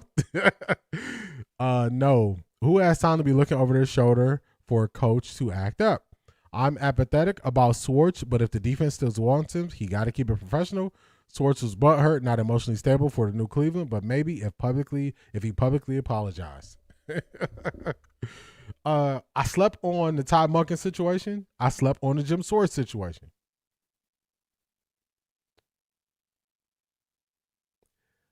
I heard they already offered him extra money, more responsibilities. Schwartz stinking, enough talking, move on. Schwartz got to come right. People show who they are when it's time. So, my take. This is my take, y'all. This is my take on this, and it just reminded me of something we watched previously. So, as I'm telling y'all my take, I'm going to pull up a video for us. He needs to go. He can't handle it. Now, my view on Jim Schwartz is this. Initially, I wanted to keep him, give him a pass. After that, I said, you know what? You showed you don't want to be here. You can't handle the situation. I will move on. And I wouldn't even offer him a contract. I wouldn't offer him. You do not reward bad behavior. You don't reward bad behavior. Yes, you didn't get the job, but you flip out, leaving, telling people you're not coming back. It's cold outside. Go outside, find out. You think you're in high demand? Go somewhere else. Go somewhere else. If it's me, I'm telling him, live your life. Hey, you're a butterfly? You out the cocoon? Go spread your wings. I'm letting them go. I'm letting them go. I'm not holding on to somebody who has shown these things. You cannot move forward in a new situation with someone who has already shown that when things get tough, their emotions will get the best of them. He got to go. No hostages, just volunteers. That's a fact. Mike Tomlin said that. I'm letting him go. And I'm not thinking twice about it. It's only 32 teams in the NFL. It's only 32 defensive coordinator positions.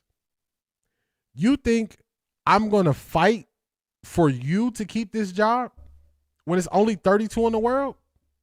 It's hundreds of people that want this job. Hundreds. I'm going to have an abundance mindset. Abundance mindset is if you are no longer happy here, go somewhere else so you can be happy, and I'm going to move forward. I'm moving forward. It's too much risk of him blowing things up if he gets emotional than it is upside for him staying here. So, hey, you free. You free. You free to go. I'm letting him go. I'm not offering him more money. I'm not offering him nothing. This is your contract. If you don't want this contract, deuces. Best wishes to you. Best wishes. You don't hold people in situations that they don't want to be in and then expect the best out of them. At the first opportunity to turn on the situation, that person's going to do that. Sometimes we got to take it away from sports and look at life. In life, when somebody do you wrong, how many more times you give them opportunity to do you wrong before you say, you know what? This person is not right. They can't do me right. They're not doing me right. I got to let them be. So to me, you got the contract you had when you walked out that door. If you don't want that contract exactly how it's written today, I'll rip that thing up and tell you keep it moving. Keep it moving. I feel no type of way. I don't want to see you fail nowhere. I want you to go out there where you're going to give your all and be happy. I've hired too many people who came in the door mad at another job, mad at a supervisor, mad at a position, only for the first thing to not go their way for them people to quit on me. You don't do that, y'all. Because they're going to quit. They're going to quit. They're going to let you down in a key moment. They're going to let you down in a key moment. So you don't give them the power to let you down in a key moment. You don't do it.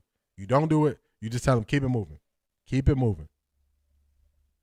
You tell them, keep it moving. And I got to take it back to one of our throwbacks. Let me see.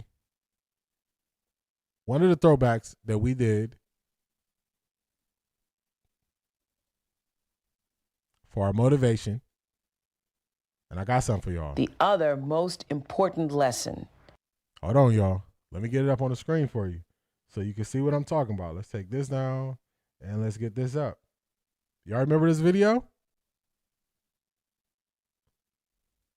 Well, it's hard for me to number them, but let's say one of the most important lessons I ever learned from you, and I still am, I think I know the lesson, and then I'll walk into a situation and think that's that same lesson, and that is when people show you who they are, believe them. Yes, absolutely. A person says to you, I'm selfish, or I'm mean, or I am unkind. Or I'm crazy. Or believe them. They know themselves much better than you do. Mm-hmm.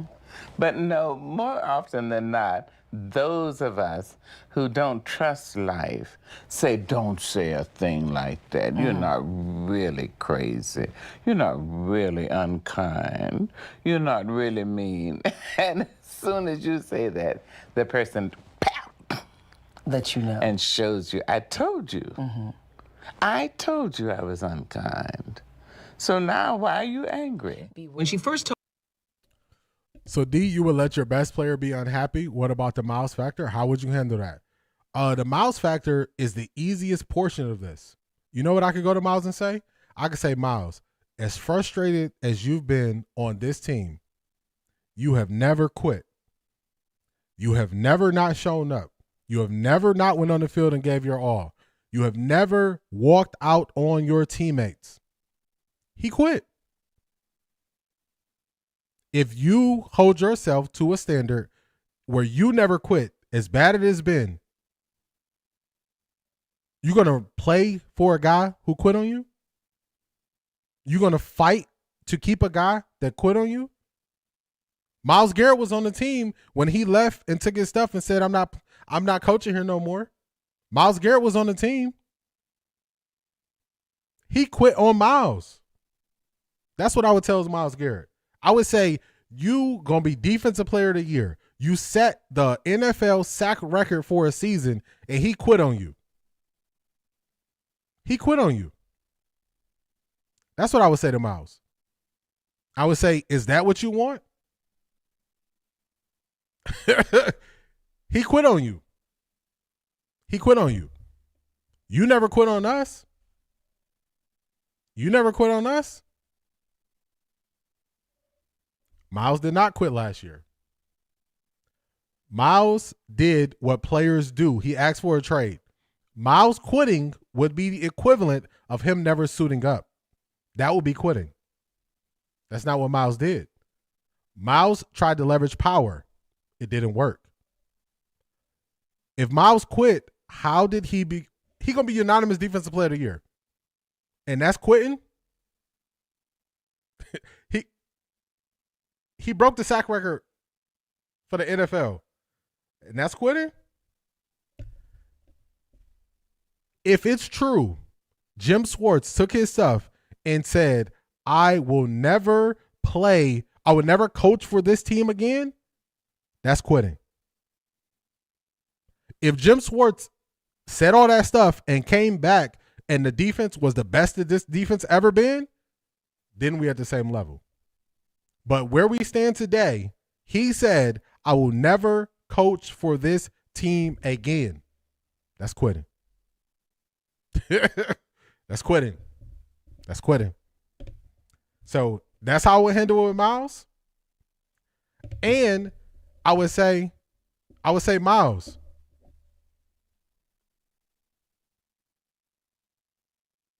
Because they gave him money to stay. Same thing can happen with Schwartz. Before, when Miles initially asked to be traded, I always said he was never going to leave, because this is the difference. When you try to equate a player to a coach, they don't have the same rules. Myles Garrett could still be franchise tagged 2 more times, and they had another year on his contract. They had Myles Garrett control for 3 years. They have Jim Schwartz control for 1 year. You can't franchise tag a coach. It's not apples to apples. It's not apples to apples. You can fire a coach. So you ask me what I would say? That's what I would say to him. I would say, Miles, he quit on you. You had the best year of your career, he quit. That's what I would say. Jim Schwartz knew that Miles was there. Jim Schwartz knew Denzel Ward was there. He knew all those guys was there. He said he's not coaching no more. So that's what I would say. Hey, if the grass is greener, go find out. If the grass is greener, go find out. If you got opportunities to go be a head coach, go get them. If you got opportunities to go be a defensive coordinator, go get them. What other teams need defensive coordinators is good? Don't worry. I'll wait. Hey, it's a difference. Coaches and players, they're not the same. They're not the same. If you ever been in a leadership position, sometimes you have to use a person's mistake. Sometimes you have to use a person's mistake to teach somebody in another position. And that's how I'll do it. So you ask me what I would say. That's what I would say.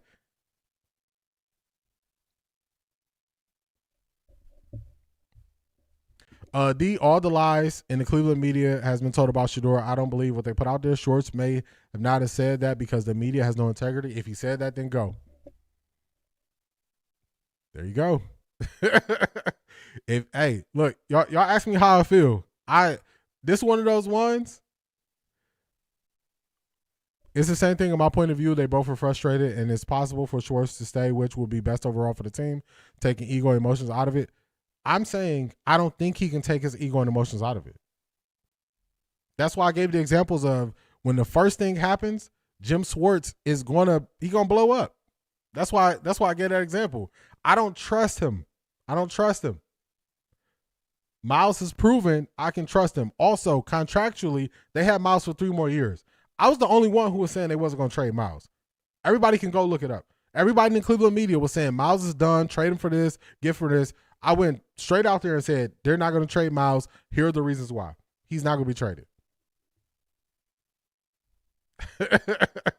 So he quit. Remember, if he said I'm never coaching for this team again, he quit. Myles Garrett demanding a trade. If Myles Garrett sat out and said I'm never playing for this team again and never suited up again, then it's the same thing. If he didn't do that, it ain't the same. It ain't the same. But you ask me what I would say, that's what I would say. Broncos country, let's ride. Broncos country, let's ride. Come to Off the Record D, where we gonna read your super chats. Your voice is gonna be heard. Oh my God! Wow!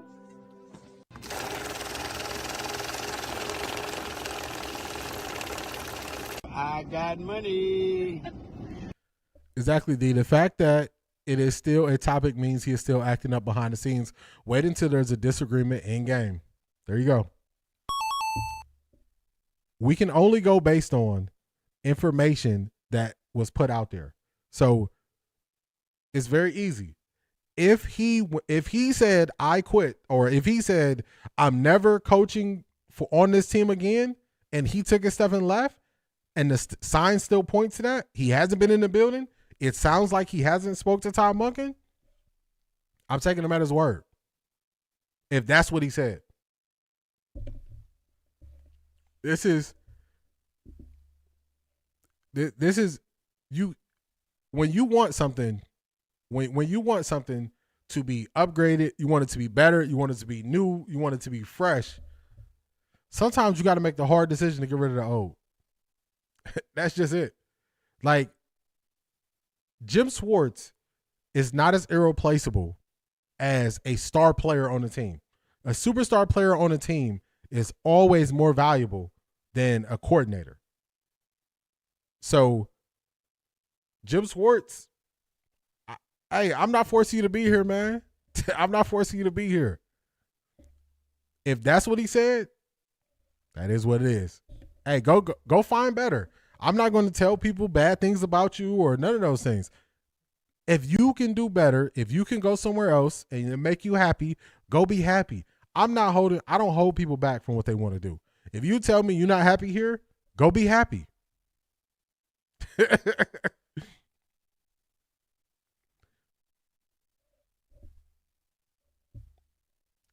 So it's only a couple defensive systems. I know people were saying, oh, it's Jim Schwartz system. It's only a couple different systems you run. You're either a heavy zone team or a heavy man team, or you do 50-50 balance. The Browns are a heavy man team. So you would say, okay, if you're a heavy zone defensive coordinator, we would just write you off the list because our team is not built that way. But don't think that another defensive coordinator who is a heavy man D coordinator cannot come in here and do what Jim Schwartz did. Don't think that. Don't think it. Don't think it. It's other guys who could come do the same thing. We had Joe Woods. Joe Woods, before Jim Schwartz, was a heavy zone defensive coordinator. Our defense did not look as good as it ever did under Jim Schwartz. Jim Schwartz said, oh, y'all got all the pieces to run man. Everybody's more comfortable in man coverage. Okay, so you find a defensive coordinator who can run man coverage. Look at Antonio Weaver, who was the coordinator for the Miami Dolphins, who historically ran man coverage more than anybody. He's available because they got a new staff.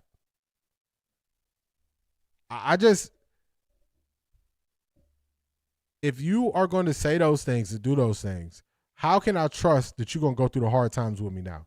You went through the hard times with me in the past, but if you get to this point and then it breaks you, I got to let you be what you are. I feel Cleveland media was speculating heavy about who the head coach was going to be, but there was not much leak from the front office. I could be wrong. I think you're right because they kept saying Jim Schwartz is gaining momentum. And I kept telling people, we don't know what Andrew Berry's going to do. I believe Andrew Berry gets a kick out of people not knowing what he's going to do. And he always doing stuff to throw off the center what he's going to do. Bet Jim can't do what he thinks without the likes of Myles Garrett and Ward and others. I came back to Oprah. What are y'all talking about?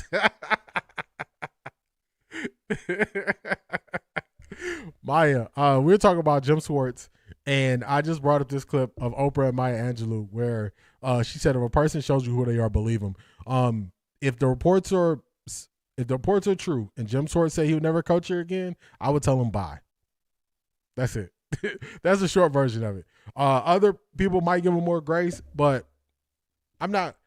All I'm doing is holding on to you longer just for you to quit later. That's what I think. So, that's why you see Oprah. That's why you see Oprah. What we got next up on the docket? That was Jim Schwartz. Yep, Mary Kay was leaking that garbage and she was so wrong. Very wrong. I would take that poll down. That was just a little quick one because we got a question.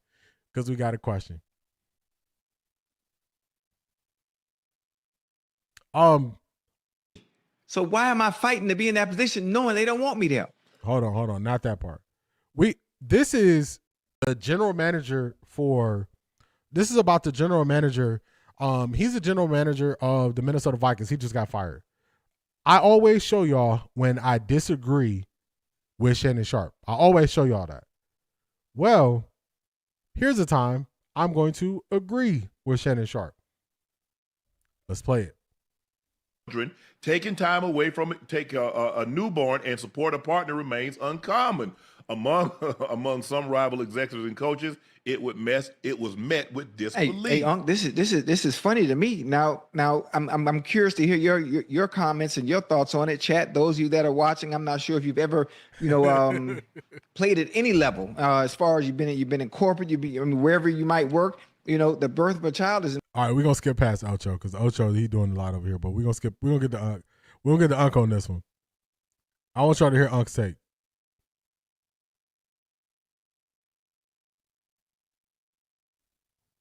I think this is when he gonna start talking.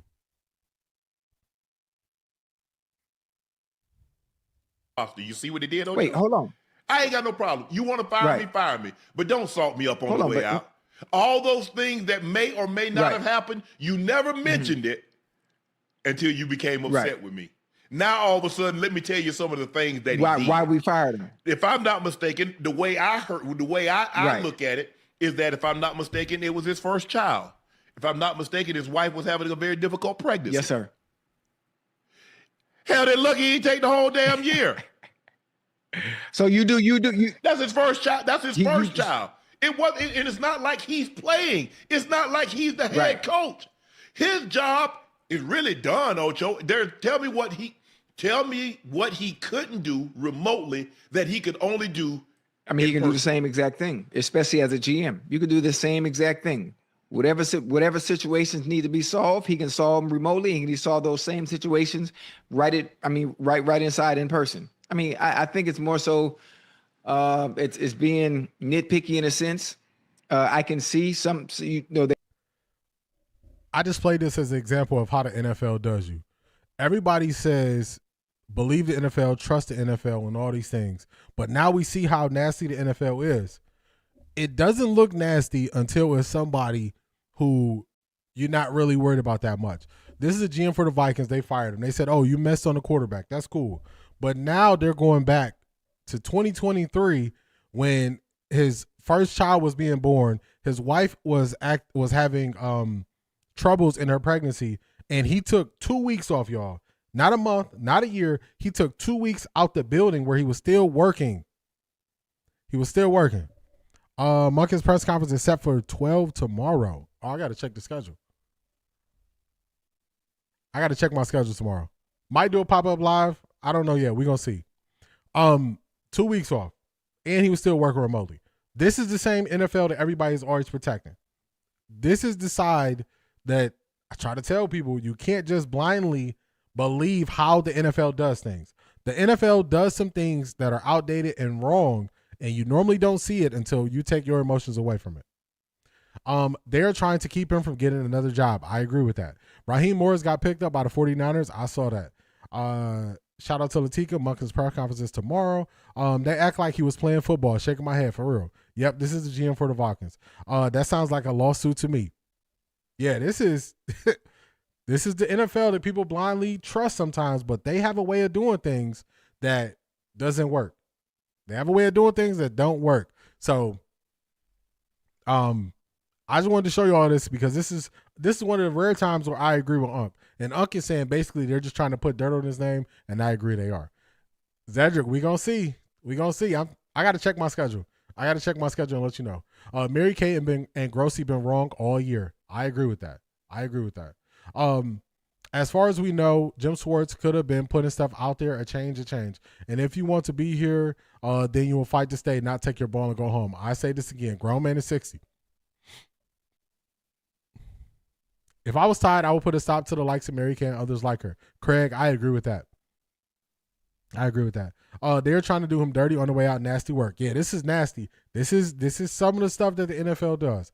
AB was able to identify one of the leaks too. For real. We know who out there talking. Detroit Gemini, we only need Jim for one more year, then he could be out.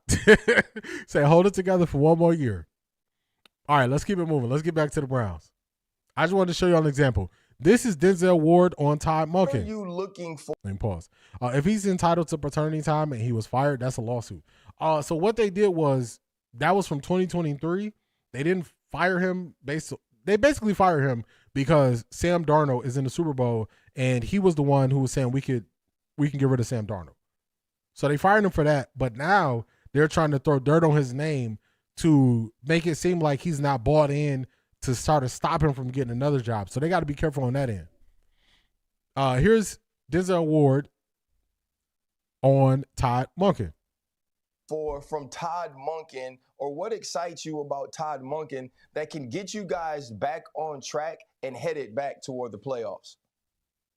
Yeah, from what I've heard, just his development of the offense and how he's able to pick those guys up and enhance guys' games. I think I've seen some stats on how he's helped Lamar Jackson and Derrick Henry, and they had some of their best seasons under Todd Monken.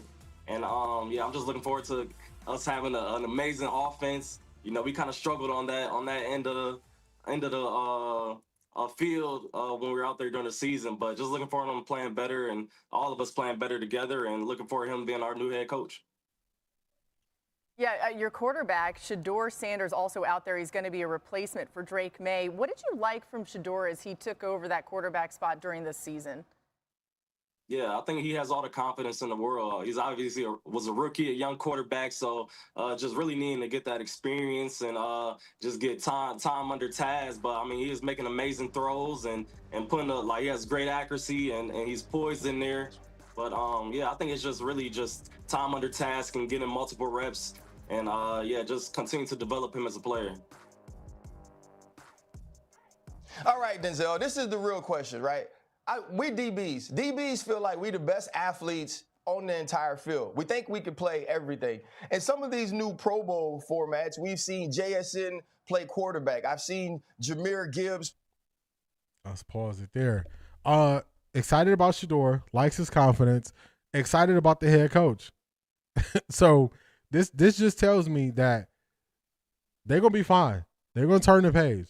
The key to being a high-level athlete, especially as a cornerback, is you got to have a quick memory where you release what just happened. A guy can score a touchdown on you, and then you got to line up your next rep and act like it didn't just happen.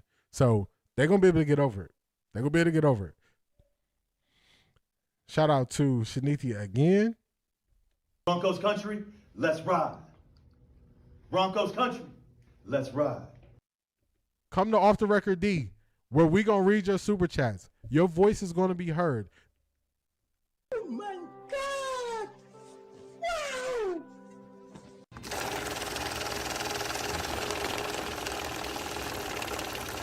I got money. If they could, the NFL would not pay players. This is why I don't care who you are. Get all the money you can out the owners. No player is overpaid. For real. They try to limit it. They try to put funny things in your contract that, you know, oh, you didn't get enough snaps. Oh, you didn't get enough of this. Not enough targets. Not enough catches. So get everything you can get. Get everything you can get out of them. Everything you can get. Everything. So I'm right there with you, Shanithia. Get all of the money. Get all of the money. I know people say, oh, take a discount so you can get this player and that player. And, you know, it's no guarantee this is going to work out. Get what you got to get for you and what you think is what's best for you and your family. That's what you do. Don't be taking discounts for sake of organizations that'll cut you at the first opportunity. The first opportunity they get to cut you, they'll cut you. So I'm right there with you. Shanithia sent me this on Patreon. Another one of the perks of Patreon. You can send. Let me pause it. another one of the perks of Patreon is you can send different content that you would like to see played on stream. So Shanithia sent me to the shout out to Press Room Breakdown. He got that 1K subscribers. He is officially monetized. So shout out to him. He's going to break down the Pro Bowl situation with Shedeur. Let's get to it. Create this reaction. It just exposed something that's been building for years. And once you slow this moment down, you realize this isn't really about football. It's about popularity, leverage, and who controls attention now. Yes, Shedeur Sanders made the Pro Bowl, and people immediately went to stats and performance. That argument is surface level. If you think about it, what's really bothering people is how popular he is, and how fast that popularity showed up. There was a time when popularity followed performance, and the media, they were the gatekeepers. You played well, then the media made you visible. That's not the world we live in anymore. This didn't happen by accident. Shedeur's father, Deion Sanders, saw the shift a long time ago. The TV exposure, the cameras, the access at every stop along the way. High school, Jackson State, Colorado. That was intentional. People didn't discover Shedeur.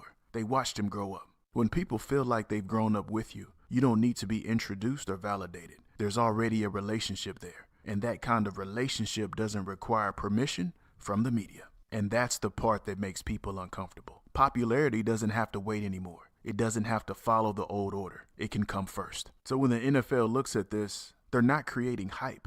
They're responding to attention that already exists.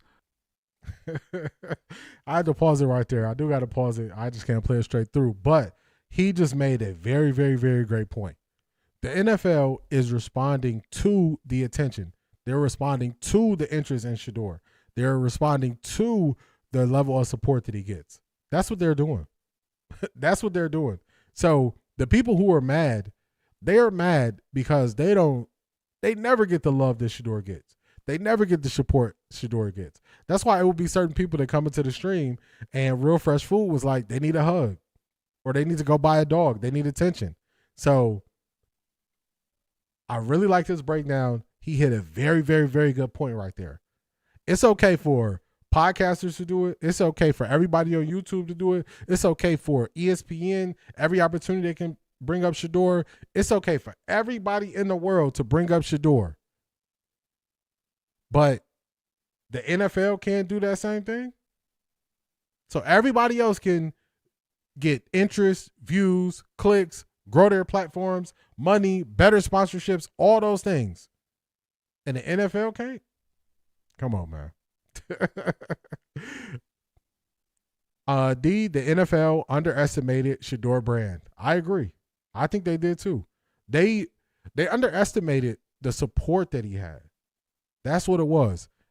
I remember around the draft, I was telling people, it's going to change.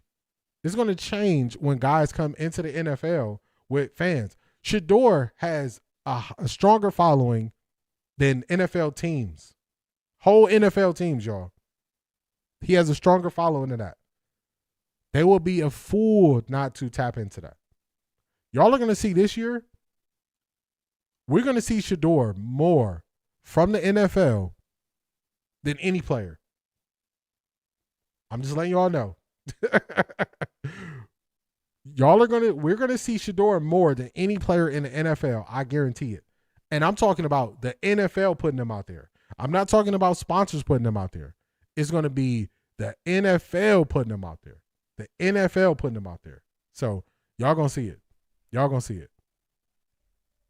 Awesome. His channel is growing quickly. Yes. When somebody first sent me his stuff and I watched it and I was like, Press Room Breakdown has an understanding and he has unlimited amount of content he can react to, which for a content creator, that's like gold. So he has the understanding and unlimited topics. I'm like, he gonna do big things. So shout out to Press Room Breakdown. I really appreciate his breakdown. He hit some very, very, very good points. The NFL they're just taking advantage of it. You notice how the narrative around Shedeur is shifting now. The NFL definitely responding to Shedeur's popularity. I love it. It is. And look at how the Browns are showing Shedeur. The Browns are not missing any opportunity to highlight Shedeur. TK, you said it. They put up they put up a mic'd up, the Browns did, of Shedeur at the Pro Bowl. They put a mic'd up of Shedeur at the Pro Bowl in practice. I don't know if y'all noticed, but if you looked at a bunch of those guys at the Pro Bowl, a lot of those guys did not have mics where their team was doing mic'd up at the Pro Bowl. So a lot of people did not have that. Shedeur is going to be in everybody's face, and all the Shedeur haters, they got to live with it. They wanted to see me fail, but I won't fail. They going to see it, y'all. They going to see it. We watched Shedeur grow up. We watched Shedeur grow up from a small child. He's like family to so many people. Marie, that is facts. That is facts.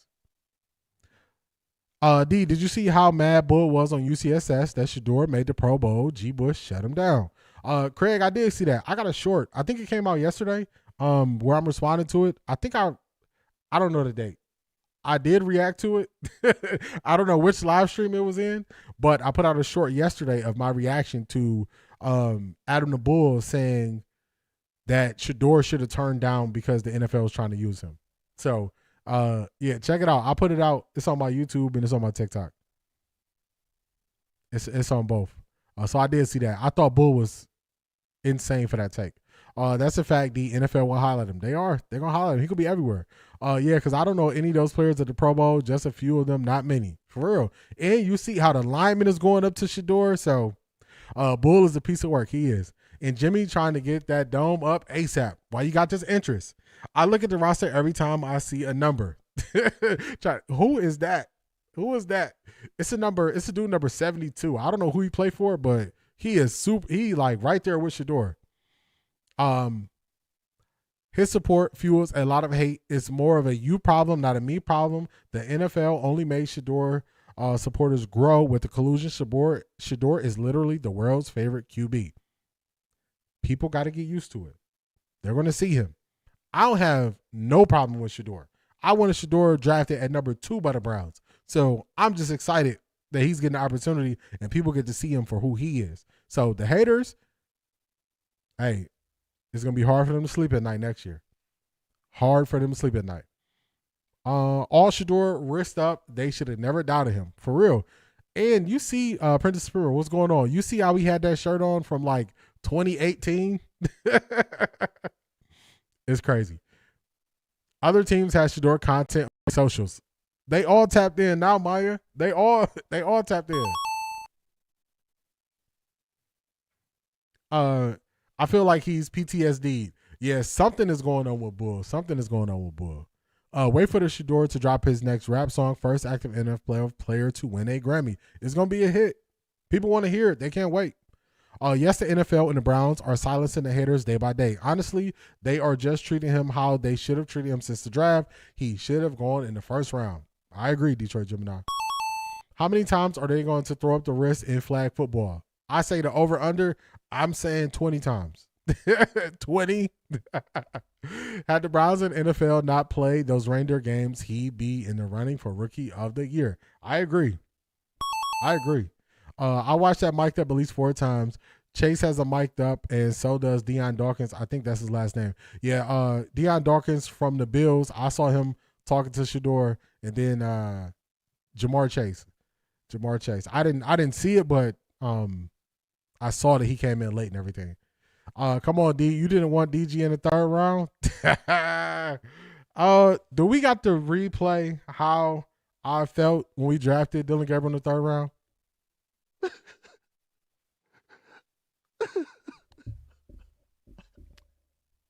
I don't think y'all know y'all don't know how bad it was for me when we drafted Dylan Gabriel.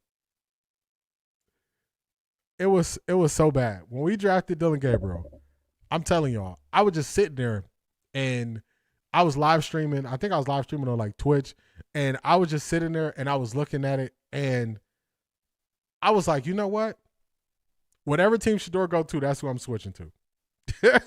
I was ready. I'm like, man, I can't deal with this team. I can't keep going through this. All this losing. I was ready to jump ship, y'all. And I was like, you know what? Forget it. Whatever team Shedeur get drafted by. That's what I said. Because I was like, it's no way we're going to take him on the Browns. There's no way we're going to take him. So I was just sitting up, and I was like, man, you know, why do I buy these hats, these jerseys? You know, why do I even do this? That's how it was, y'all. And then the Browns drafted him. I was exhausted through the whole weekend, and I was like, I don't got to switch up. But I was ready to switch up, y'all. I couldn't take it. Couldn't take it. The real loser is Jerry Jones. How could you let Shedeur out of your own backyard?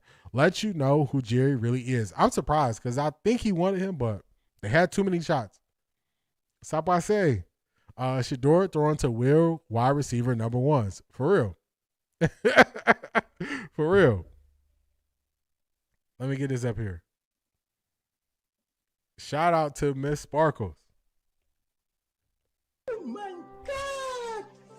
Wow!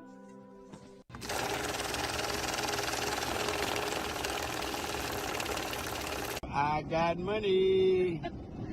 Shout out to Miss Sparkles, also part of the Patreon crew. Enjoying the live, D and the family. I truly like head coach Monken. He has me all excited about the new Browns. I'm there with you. I am there right there with you. I'm there with you. I change how I view him and everything. I'm right there with you on Todd Monken. I like the way he's putting his staff together quickly. Shout out to Miss Sparkles. I see you change your icon. You change your icon up. I like that. So shout out to Miss Sparkle. I'm excited for it. I'm excited. So the NFL started the mess now, trying to clean it up with Shedeur. They are. Shedeur should be a Cowboys QB. They had chances. I don't know what they were doing. I can imagine. Yeah, see, and I was going through it. Deion Dawkins is on the Bills, and Bowles is on the Broncos. Oh, that's who that is. That's Bowles from the Broncos. Okay, got you. D, you sound like you have CTE from that draft pick. Let me tell y'all. You know what? Y'all, I'm going to show y'all something. Let me show y'all something. Y'all got time or y'all got to run? We got one more topic. We only had 2 hours, y'all. It ain't that long. Y'all got time. D, you big time. I have 4 commercial interruptions. I don't know how to correctly set up the commercial stuff on YouTube. So what I did was I put it on monetization. I think that's rewatch monetization. I don't know how the commercial stuff work, but I did set it. But let me show y'all something. I want to show y'all because when you've really been a Browns fan for a long time, I think people think you just say that. So let me grab something real quick. I want to show y'all something. Give me just a second. Check out the thank yous for the Patreon because I want to show y'all. I don't just want to tell y'all. Let me show y'all some stuff. I got props today, y'all. I got props. Remember Coach Fromm put out that hockey Atlanta Falcons jersey? I got props today. Let me grab something real quick. Check out this support. I'll be right back.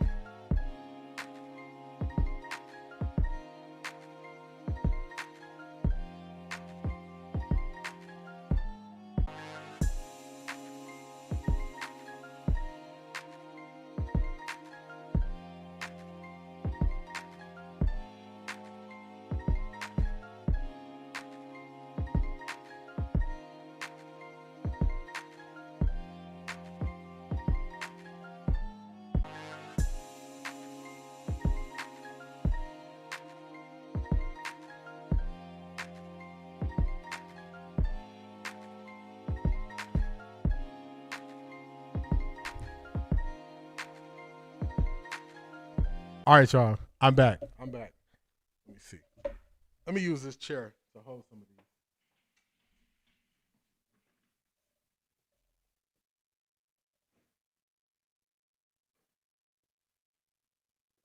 So I want to show y'all some stuff. So when I talk about how long I've been a Browns fan, I'm going to show y'all how long. Selma Fudd, you're going to like this. You going to know these. I'm going to show y'all the first jersey. This is one of the first jerseys I'm going to show y'all. I only grabbed 4. But let me show y'all some stuff. Let me show y'all.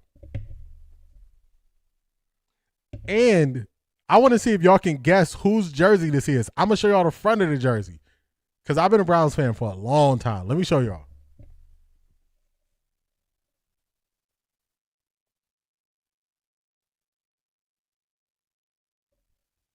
All right. Y'all see that? Can y'all guess whose jersey that is? This how long I've been a Browns fan, y'all. This is how long I've been a Browns fan. So it's funny when Black Pearl said I got CTE from the draft. I probably do. But this is how long I've been a Browns fan. So I'll give you a little backstory about the jersey. I had this jersey so long. I wore this jersey to the game, the Cleveland Browns versus the Miami Dolphins in Miami when Terrell Pryor, we was using him at quarterback. So this is an old jersey. So just check it out. Let me know if y'all can guess what player this is.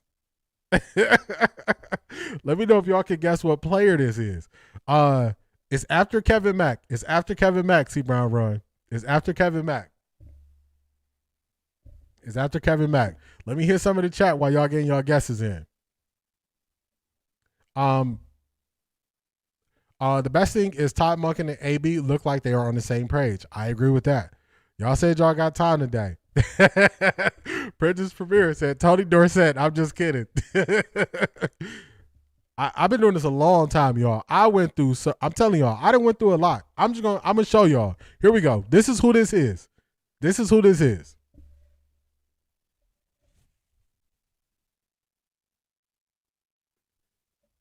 Do y'all remember this player? This player was a running back. We drafted him out of Alabama.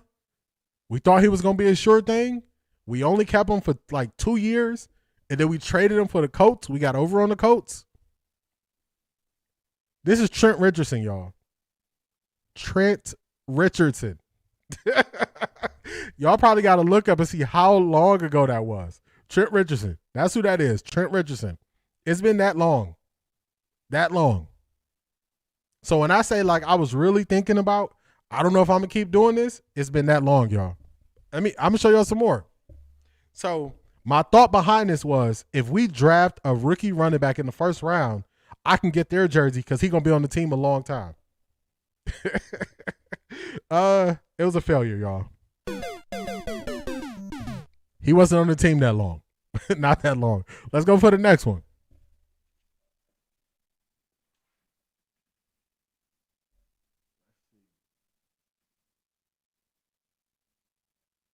I'll show y'all this one.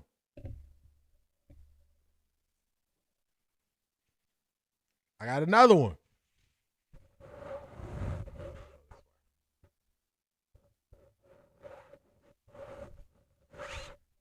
Now this player has a podcast. This player has a podcast. I've been following him so long, he on the podcast now. I have an autographed football signed by Tony Dorsett. I was hot when they did him dirty for Herschel Walker. Man, that is a classic collector's item right there, Marie. This another one. This player got a podcast, y'all. He got a podcast.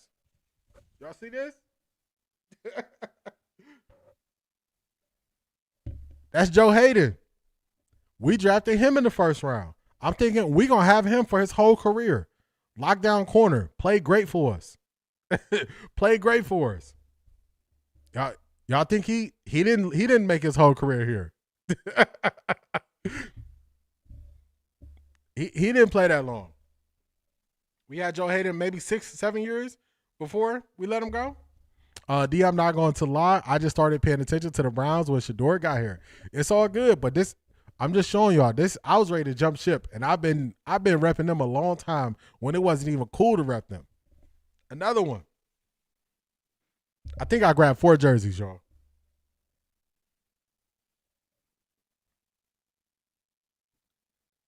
Y'all know who this is.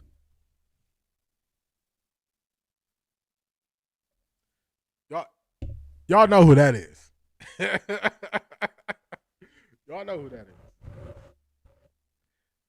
We thought Nick Chubb was going to be here forever.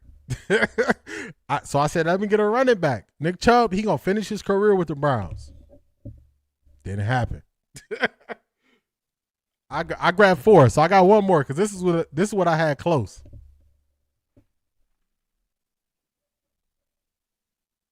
Now, this one,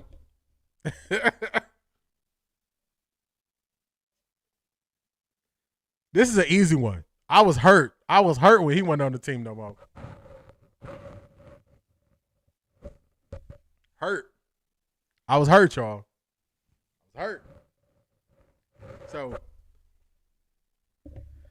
it's like a strategic thing when I'm looking at getting a jersey because the way the Browns will run through some players.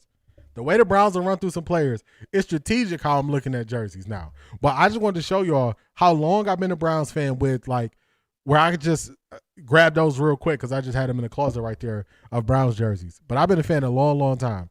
And I'm telling y'all, this is the first time I was like, I don't know if I can still do this if we only get Dylan Gabriel. So if you don't know how I felt, that's how I felt about Dylan Gabriel.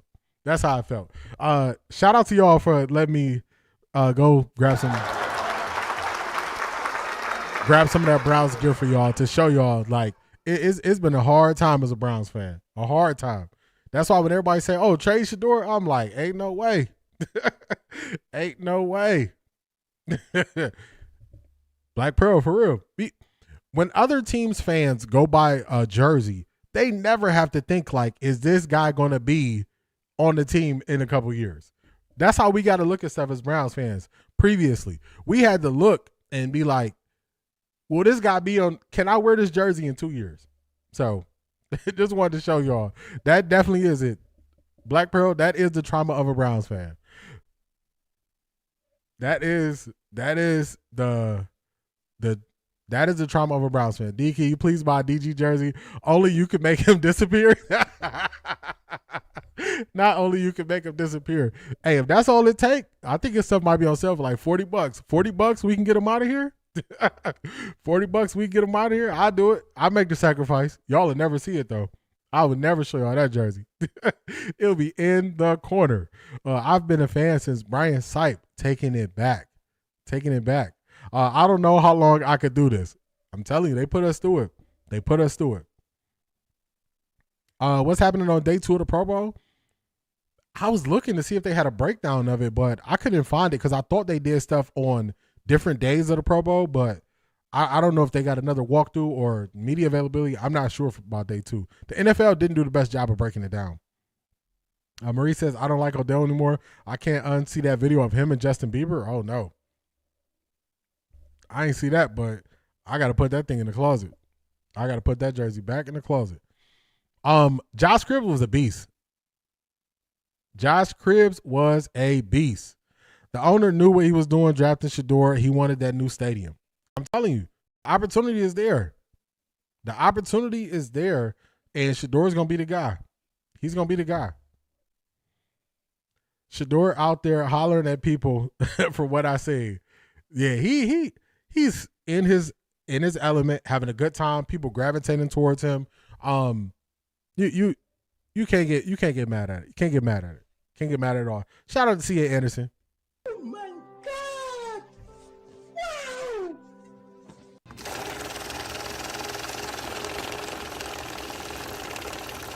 I got money. I appreciate you. I appreciate you, C.A. Anderson. I appreciate all your support. Thank you so much. I appreciate you. Ivy League Mac, what is going on? Work is working me, man. Work is working you. Monken needs Cribbs as special teams coach. I hope so. Get the jersey. Me and Zedric been talking about it. I think my Shedeur jerseys, I don't even think I'm gonna wear them. I'm just gonna have them. I think he's switching back to number 2. So that's just my early. I don't have this on any information, but I think he's switching back to number 2. So I think my 12s are gonna be just collector's items, straight up collector's items. So I think that's what I'm gonna do. All right, let's get to the next topic. What we got next? All right, the pivot. Now, cool. Beast was talking about the pivot. It's a couple points I want to hit here. We have a lot of people who are speaking on subjects that they haven't done the basic information or Google search on. So the pivot is going to be 3 points we're going to hit. So we're going to watch this a little bit longer than we normally would. But they're going to talk about why Shedeur made the Pro Bowl. They're going to talk about NIL. And then they're going to talk about Coach Prime having fines. Oh, no DG jersey.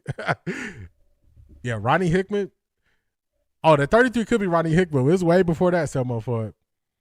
Yeah, I was about to be done with the Browns. I just started watching since Shedeur. The Cleveland media is like an abusive relationship. For real. They put you through it. They put you through it. Put you through it. By the end of the year, you like, man, what did I just go through? What did I just go through? All right, this is the pivot. Let's see what they say about Shedeur making the Pro Bowl. But talking about popularity, Pro Bowl, Shedeur, was that a popularity move? I think it was a popularity move, simply because there are a few guys on that list that didn't get in, and I will. Oh, got you. 10 for your DG purpose. You said it cost 40. Yeah, you know DG on sale. His jersey is on sale. You know it is. I wore my brown one, but yet to put on the white one. I think he's going back to 2 also. So I'll have those 2. Yeah, I think he's going back to 2. So I'm like, these gonna be collector's items. Straight up collector's item. Browns hired Jeff Blasco as tight end coach. Do you know anything about him? I think I saw that name as speculation, but I don't know much. I don't know much about him.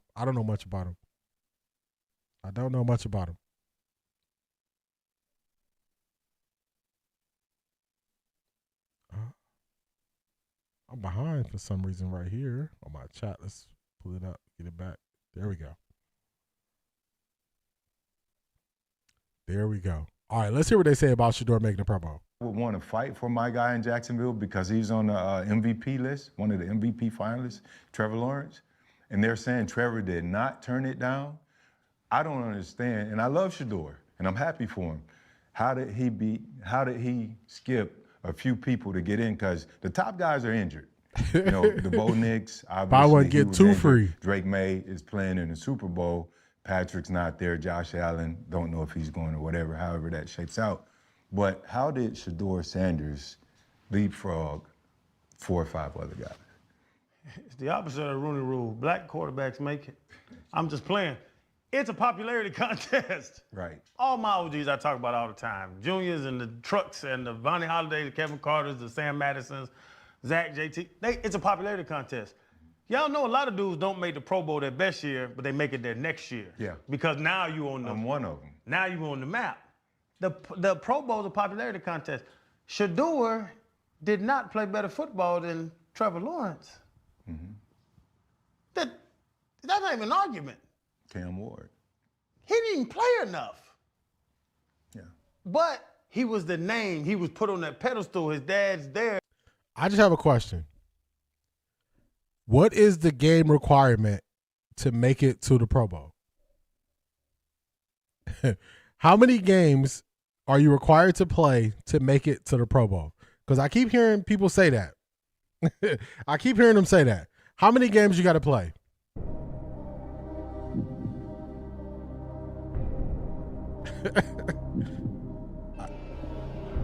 I don't understand what he's talking about. I don't know why they're taking this approach. I think the pivot is on some BS. It's always been popularity. There are a lot of good players who never made it. They have always selected popular players, not just this time. Stop it. That's a fact. This is only a conversation because Shedeur Sanders. This is ridiculous. Remember I said they need a Shedeur story? Everybody needs a Shedeur story, y'all. When I started saying that, it sounded crazy. And I'm like, no, they need a Shedeur story. I need a Shedeur story. Shedeur didn't even play as many games as Trevor Lawrence. You just need one game. There you go. So for them, I just don't understand. I don't understand how they were trying to put these things on it. And they're trying to make this more of a conversation than it needs to be. That's all it is. There's no criteria I've seen, only voting. That's a fact. He didn't get the chance to play better football. I want people to stop using that.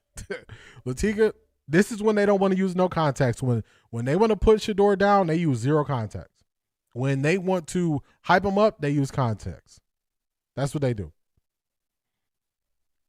Come on, they playing flag football for real. You just need to be in the NFL. The coaches and players would not vote for you if you didn't play. There you go. They should do more research. It's coach, players, and fans. Trevor been trashed for years. No one voted him, period.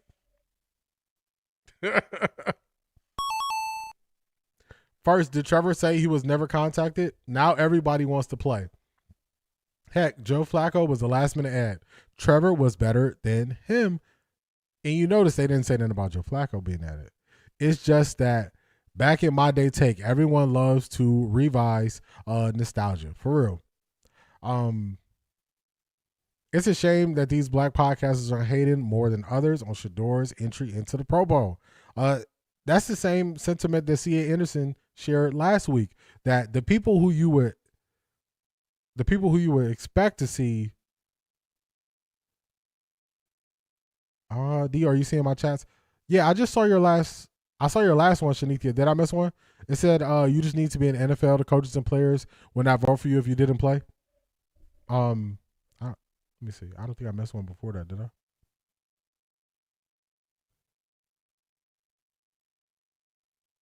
My bad, Black Pearl. The bot tripping. Let me see.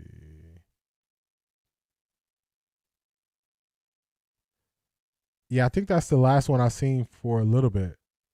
Before that, I saw you were commenting about Tony Dorsett.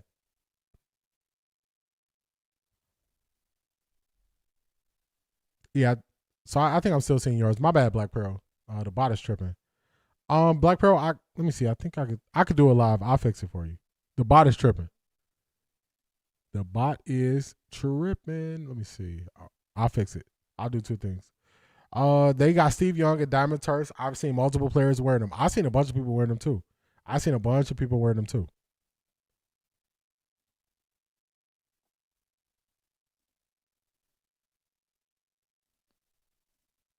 There we go. Joe Burrow is added to now. Let me see. Joe Burrow is added now too. I really think a lot of players didn't want to go, and that's okay. Yeah, this is not a thing. It's only a thing because they need a way to talk about Shedeur. They need to talk about Shedeur. It's the I love Shedeur before they start rambling, can't stand it. That's how they show that they have an issue with Shedeur. D number 80, Andre Rison. Remember him? Oh yeah, I remember Andre Rison. What they need to remember is the NFL said he was a 5th rounder, and they also said he's a Pro Bowler. So what now? For real. It's just the way that they take these conversations. It just shows. It shows how they truly view Shedeur.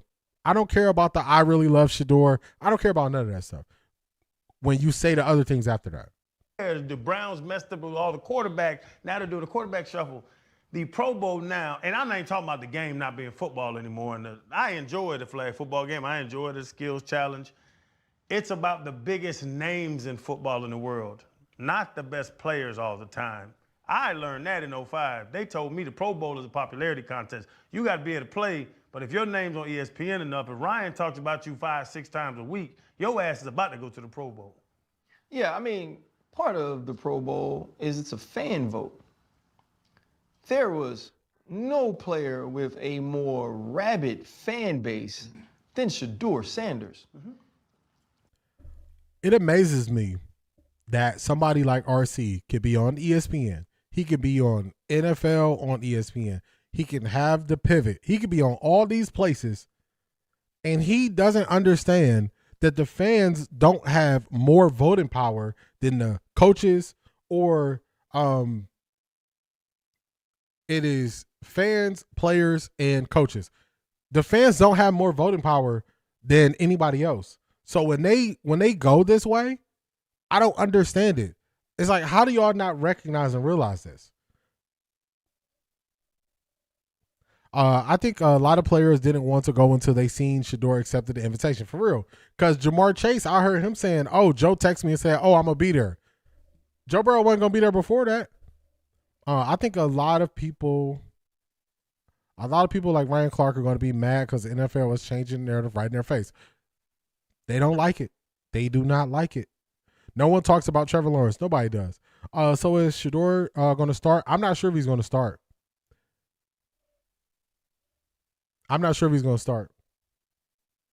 Yeah, Miss Sparkle called it. I don't know why they got to use terms for people who support Shedeur when they don't do that for anybody else. Sometimes delusionally so. Like, if he threw more picks than touchdowns in the game, you actually couldn't even say it on TV. Like if you said This is people who have weak arguments and they get weaker. Ryan Clark, people went at you because you said he was going to be out of the league. You said he was not going to make the team. They did not go at you for saying he threw more interceptions than touchdowns. That's just a lie. You're just trying to change it. Detroit Gemini pulled up the receipts. We showed the receipts on screen. It is not about you saying he threw more interceptions than touchdowns. Man, these weak people and their weak arguments, they irk me. They irk me when they do this. They try to make it seem like it's something else.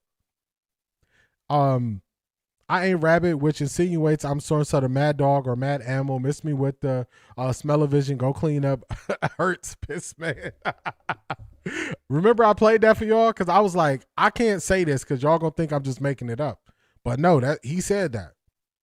Who is they that told you?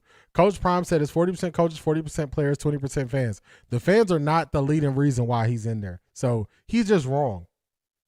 And I'm surprised that they go in all these different places and they don't do basic research. If it ain't been no good for so long, why is everybody mad? Because they need a Shedeur topic. They need a Shedeur topic. These people were happy Shedeur wasn't treated right. Now it's changing. They won't like it. They don't like it. Shedeur moves the needle, D. I agree. Y'all know I wanted to send Ryan another message. Detroit Gemini, you had the receipts on him. You showed the receipts on him. Now he's saying he ready to see him play. I don't know. These guys all over the place. Said it on TV, you was a sellout. If he was like, nah, man, he got to against San Francisco. That's not why they called you a sellout, Ryan. That's not why they called you a sellout, man. Y'all got to stop saying bad stuff and then changing the narrative. Acho told Shedeur don't listen to his coach. And when he got pushback, he talked about Michael Jordan and Oprah called me. What that got to do with anything? The same way Ryan is doing here. This is not an honest conversation. This is not honest. Ryan is taking the lazy way out instead of saying, I was wrong when I said Shedeur wasn't going to make the team. I was wrong when I said he was going to get cut because he's third string. I'm telling you, the easiest thing to do is to admit fault when you're wrong. Then you can move forward. People don't let you forget it because you just won't say I was wrong. Saying I was wrong does not end you. It doesn't mean everything is over. Saying you're wrong is you being human. These people act like they're not human, and then people hold them to that standard, and then they get upset. It makes no sense. No sense at all. Getting too much attention, everybody mad. For real. Well, he didn't play well. He got to play better. Oh, look at you. You on TV. You letting the man tell you what to say. No. They also said that to you when you called out RG3's wife and her race only for you to have children with somebody of the same race. Ryan, you got to stop. Like, this is when I tell y'all, like, these people are weak. This is weak. This is weak. Because he is trying to, everything he's done this year that he got pushed back on, he's trying to sweep it into it was because Shedeur situation. That's what he's trying to sweep everything into. And it's like, come on, man, what you doing? What you doing? Instead of saying Shedeur deserves to be in the Pro Bowl, it's really that simple. They saw what happened to him. They refuse. Imagine how good Shedeur would look on TV throwing to Chase and T. Higgins. Joe Burrow texted Chase, I'll be there, Chase. Sanders equals pressure. For real. I'll be there. He wasn't going to be there. He wasn't showing up. Shedeur going to be throwing it to you? Oh, I got to go. I ain't even going to be there for practice. I'm just going to show up for the game. Okay. I see what you're doing. I see what you're doing. Are you serious? Bad mouthing little bro. Yeah, like, are you serious? Like, Ryan Clark, you're not serious. Ryan Clark is not serious. This is, y'all watch me. Y'all watch how I felt when the Browns announced they hired the coach. Y'all saw that. Y'all saw me react to it live. Y'all saw my ups and downs. I didn't come on here and run away from the things I said the previous day. I didn't run away from it. I didn't make excuses for it. I told y'all what I went through and I expressed it and I showed it and I said it. They don't handle situations that way and they wonder why they get pushback. They always go to the weak argument of you can't say anything bad about Shedeur's performance. That is the weakest thing I've ever heard them say. And for them to try to hide behind that just shows how weak they are. It shows how weak they are. I just watched the film. Yeah. You No, know, you didn't. and so it's not Shedeur's fault he's in the Pro Bowl. If I'm Shedeur, I go to the Pro Bowl too. In some way, I earned it. But at 1,400 yards, 7 touchdowns, and 10 picks, that's not a Pro. Oh, that was C.A. Anderson that said she was ashamed. And this is part of the stuff where she's talking about she's ashamed. CO7111, what's going on? Hi all, I'm really late, but my 2 cents. RC is an idiot because some of Shedeur's supporters are actually supporting the pivot. His generalization was insulting. Talk to him. And they just take the weakest way out. They take the weakest way out when they do and say this stuff. They want to be disrespectful in peace. Oh my goodness. Latika, say that again. Say that again. They want to be disrespectful in peace. Let me throw shots and take shots at the people who support him. Let me throw shots at the coach. Let me throw shots at him. Let me do all this stuff.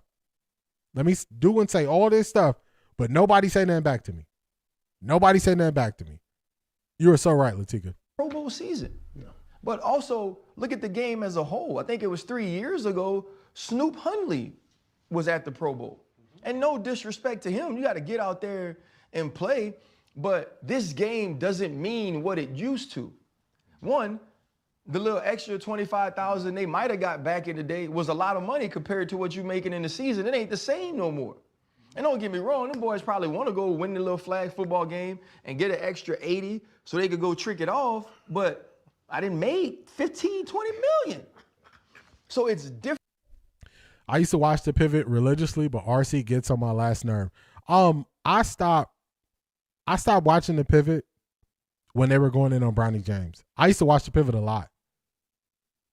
And then when they start going in on Bronny James, I was like, nah, y'all turned in the corner. And since then, it's only got worse. So that's when I really stopped watching them. I just couldn't get away. And stop calling 12 fans rabbit. For real. It's not that.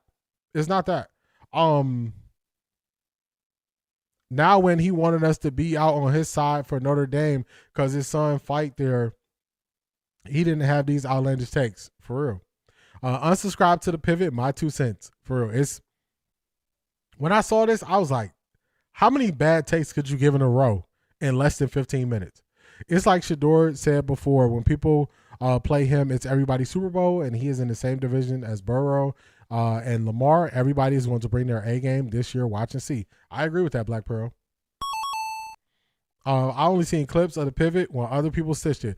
I thought they were different. I thought they viewed things differently. The more I watched them, I was like, nah, especially when they started going at Bronny. That's when I just jumped ship. Why everybody saying Snoop's name when there's other people's they can say. Snoop Huntley was 2 years ago. They don't want to say Drake May. Remember, I played the Cam Newton saying Drake May hasn't played that well in the playoffs, and I said, hey, y'all, I'm just playing this so y'all can see who they defend. He conveniently skipped over Drake May to bring up Snoop Huntley when the more recent one was Drake May. Y'all see? Y'all picking up what I'm putting down? I think he's a header too. Different. I think he's an uninformed header. It's not like it's bad for the league that. All right, whatever. It's gonna be this Pro Bowl is gonna be the most watched Pro Bowl that they had. I told you I bet it. The last 7 years, they will never have a Pro Bowl that's watched this much. So tell me how that's bad for the league, RC again. they just be talking. They just be talking. Let's skip it forward a little bit because it's enough. It's enough this year. Let's go forward. You go from Jackson State to Colorado to Cleveland Browns, become the starter when you were 4th on the depth chart. That is an amazing journey for a young man. So I don't want to take any of that away from him. But this is the first coach he's had outside of his father. And I saw something recently where Prime had to put in. How many bad takes can you have? How many bad takes can you have? Now it's Shedeur has his first coach that's not his father. What does that have to do with anything? If you are here at this point today, it is February the 2nd, 2026. If you don't realize that Kevin Stefanski did not want any parts of Shedeur Sanders as a player or as a person or even for him to get on the field, then you got to stop saying Shedeur's name. If you can't admit that one thing, everything came out saying that Stefanski wanted Shedeur to red shirt and not play the whole year. So if you can't admit that one thing, like, what are we doing? How many bad takes can they just roll up together and keep having? RC just likes to hear himself talk. I think so. They're gaslighting what the Pro Bowl is. They're trying to make it like the Pro Bowl is all pro, which eventually Shedeur will make too. I agree. The Pro Bowl is sold out for the first time in 10 years. This is how you know it's time to shift professions, RC. Yeah, just tripping. He just said that for no reason. He said that for no reason, but listen to what he's going to follow up with. A fine schedule for team violations. College has changed a lot. I never met a college student that missed a practice. Okay. When people can't go outside of their lived experience to talk on the subject, they're better off not talking on the subject. So they're talking about Coach Prime releasing a fine schedule for players. That's what they're talking about. He's saying, I've never seen anybody miss or anything like that. Blah, blah, blah, blah, blah. Whatever, RC. Okay. Everybody's perfect everywhere you've been. Nobody made a mistake, but whatever. Listen to what he's going to say. His reasoning.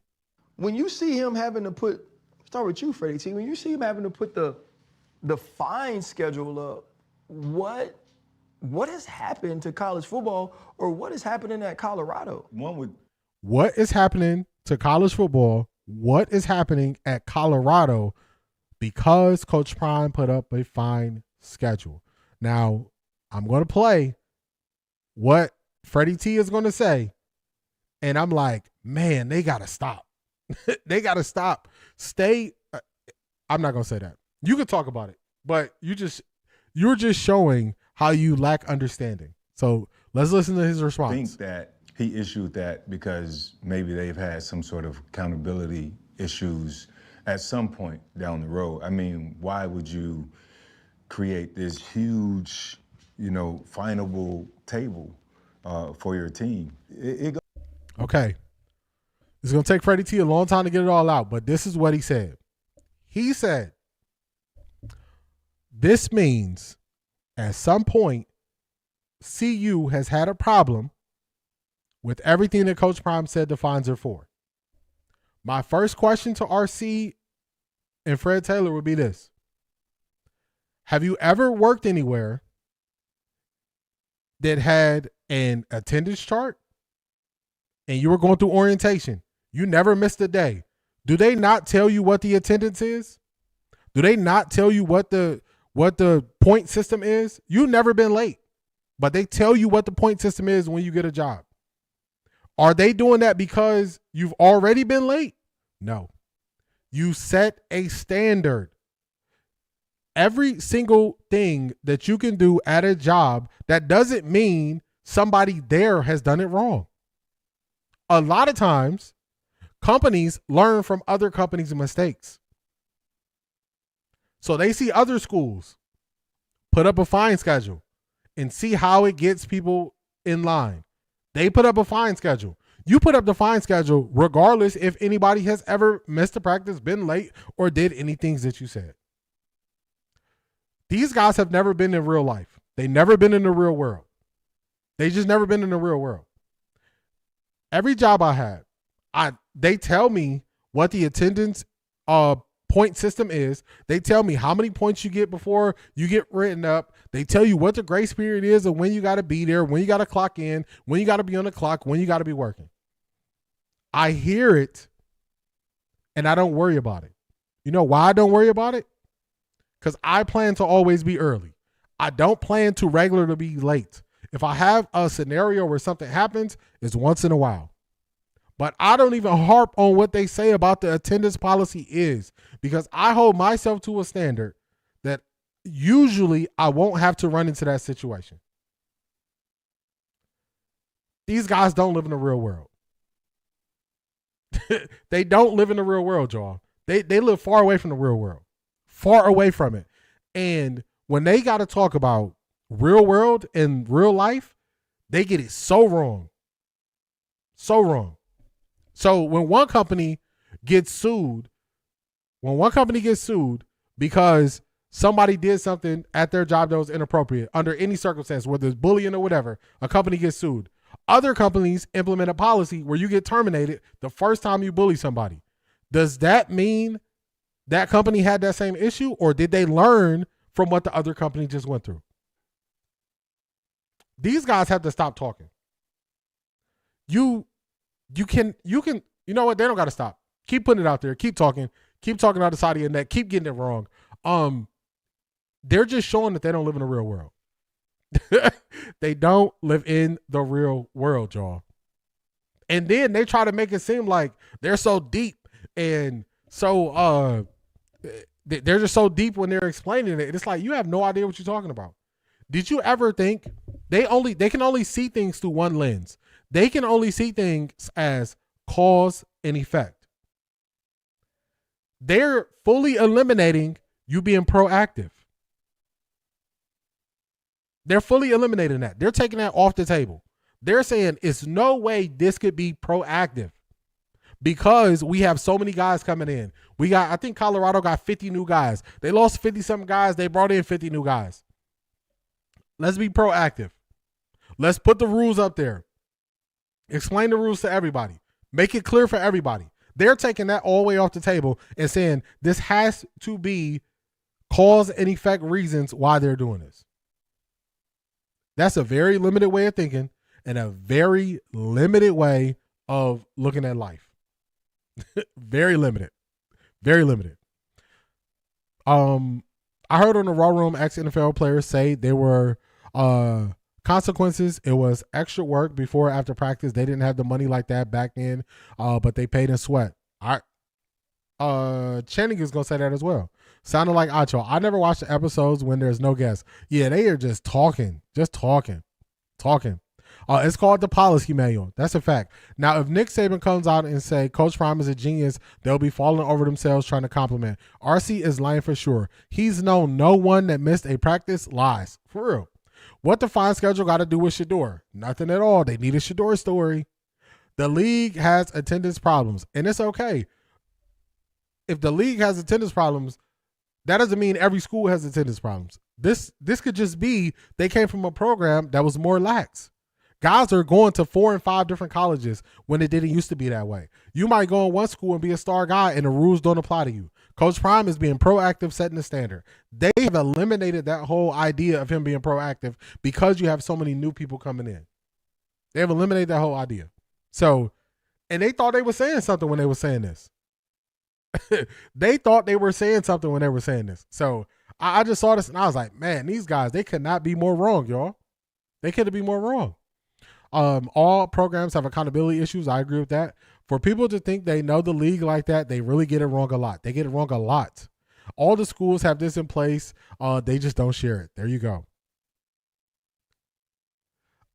Last year, Drake May had the same amount of wins as Shedeur and played in more games than Shedeur, and you didn't say anything. Now he is playing in the Super Bowl. Shut your mouth, RC. They get it wrong. According to Deion, Shedeur has had 6 different coordinators in college, so he needs to stop. They just be talking. Just stop talking, period. He's a fool.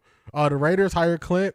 Where have I been? Yeah, they announced that they're going to hire him. They can't formalize it until after the Super Bowl, but Clint is going to the Raiders. This is how you know it's time to shift professions, for real. When they talk like this, I just look at it and I'm just like, man. And they're going to sweep any pushback they get from this under this is Shedeur Sanders fans attacking them. Even though I'm attacking exactly their point. But they're going to say, this Shedeur Sanders fans attacking me because I don't know about life. You don't know about life. You don't know about life. You got this very wrong. Very wrong. So, I don't think we need anything else for this. We don't need nothing else from them. This is people speaking on every subject and everybody. I'm telling y'all, I'm going to tell y'all who started this. before we wrap up the show. I'm going to tell y'all who started this. Stephen A. Smith started this. Stephen A. Smith started talking on a wide range of things from politics to sports and knowing a little bit about a lot and just talking like you know a lot about all of it.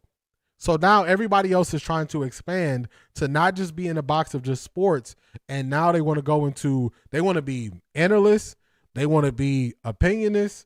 They want to speculate. And then now they want to talk on policy, procedures, when they just don't have the proper understanding of it to talk everywhere. Stephen A. Smith looks crazy. Every single week he's saying something that he say something on either ESPN or otherwise, and then he got to come back and just talk about it on his podcast because he was wrong every single week. And this is the path that these people are following because they're trying to get to the same spot as Stephen A. Smith based on his contract with ESPN. So that is why they're doing this. That is why they're ending up in these messed up spots. And they think the pushback is because they say Shedeur's name. No, the pushback is because you have no idea what you're talking about. It's a difference. It's a big difference. Just wrong as two left shoes, D. For real. Black Pearl, so wrong. The sad part is folks believe this because they rely on someone not knowledgeable to give them information. Zedric, that is the biggest issue with all of this. Because what people do is they say, well, he played in the NFL. He was on teams. These are his accomplishments in the NFL. One thing I've been bringing to light is if they are speaking on their personal experience in the NFL, it's usually the best information they give you. As soon as they want to be analysts, as soon as they want to talk about salary cap, as soon as they want to talk about Pro Bowl, as soon as they want to talk about what Coach Prime is doing, as soon as they want to go outside of what their lived experience is, they get it wrong. And they get it wrong by a lot, not even close. So the way that we used to just listen to people because of their credentials, you cannot listen to them that way anymore. Stephen A. Smith is always apologizing for his ignorance. He always is. Every week he apologizes for something. And I'm like, instead of having to apologize every week, you wouldn't just stop talking on those subjects? It is crazy. Didn't we just hear a top 5 draft pick falling asleep in the meeting rooms this year? Just saying. I appreciate you, D, and the fam in the chat. You guys helped me during my workout today. I didn't think about it. Y'all kept me motivated with the topics and engagement in the chat. Hey, anything we can do to help. We get you through work days. We get you through workouts. We get you before and after your work meetings. So we're going to get you through it. We're going to get you through it. They just show their lack of understanding. And I just call out understanding. And what I try to do is not end up in a position where I speak on things too fast without looking into it, because I know that people listen to what I say. And once people listen to what you say, you have a responsibility to think about the things that you say. And I know I think some people don't do that, but I don't want to fall in that category. So hopefully y'all enjoyed this. This was a good stream. Good stream. We had time today. So we went a little bit longer. Let me shout out everybody who supported the stream. Make sure you like, comment, and subscribe on the way out the door. But let me shout out C.A. Anderson, Black Pearl, Selmo Fudd, Shanithia again, Miss Sparkles, and C.A. Anderson again. Shout out to everybody who supported the channel. If you're part of the Off the Record NFL Playoff Challenge, start thinking about those winners. Think about the score predictions. That's going to be the tiebreaker. It's very close. We got a lot of people in the runnings to win it. So hopefully y'all enjoyed this. I enjoyed this with y'all. As always, it's been great. I got to check out my schedule. We might do a surprise stream tomorrow. Just maybe. Just maybe. So make sure y'all are watching. Make sure y'all got notifications turned on YouTube. So just in case, if I pop up and go live and we checking out our new coach, we can check out our new coach together. So like, comment, subscribe. Shout out to y'all. Thank you for being here. Tap into the Patreon. I'll catch y'all tomorrow at some point. Peace, everybody.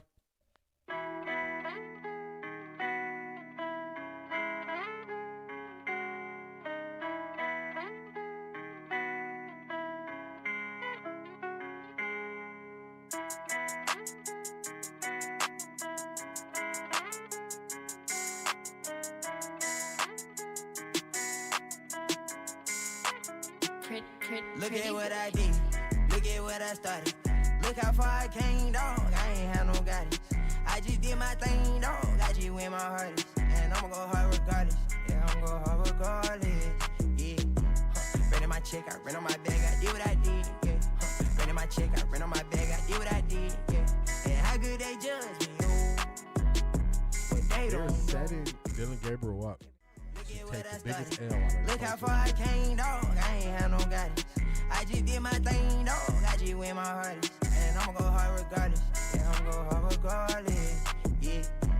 Renting my check, I rent on my bag, I did what I did. Yeah. Renting my check, I rent on my bag, I did what I did. Yeah. And how good they judge me, oh.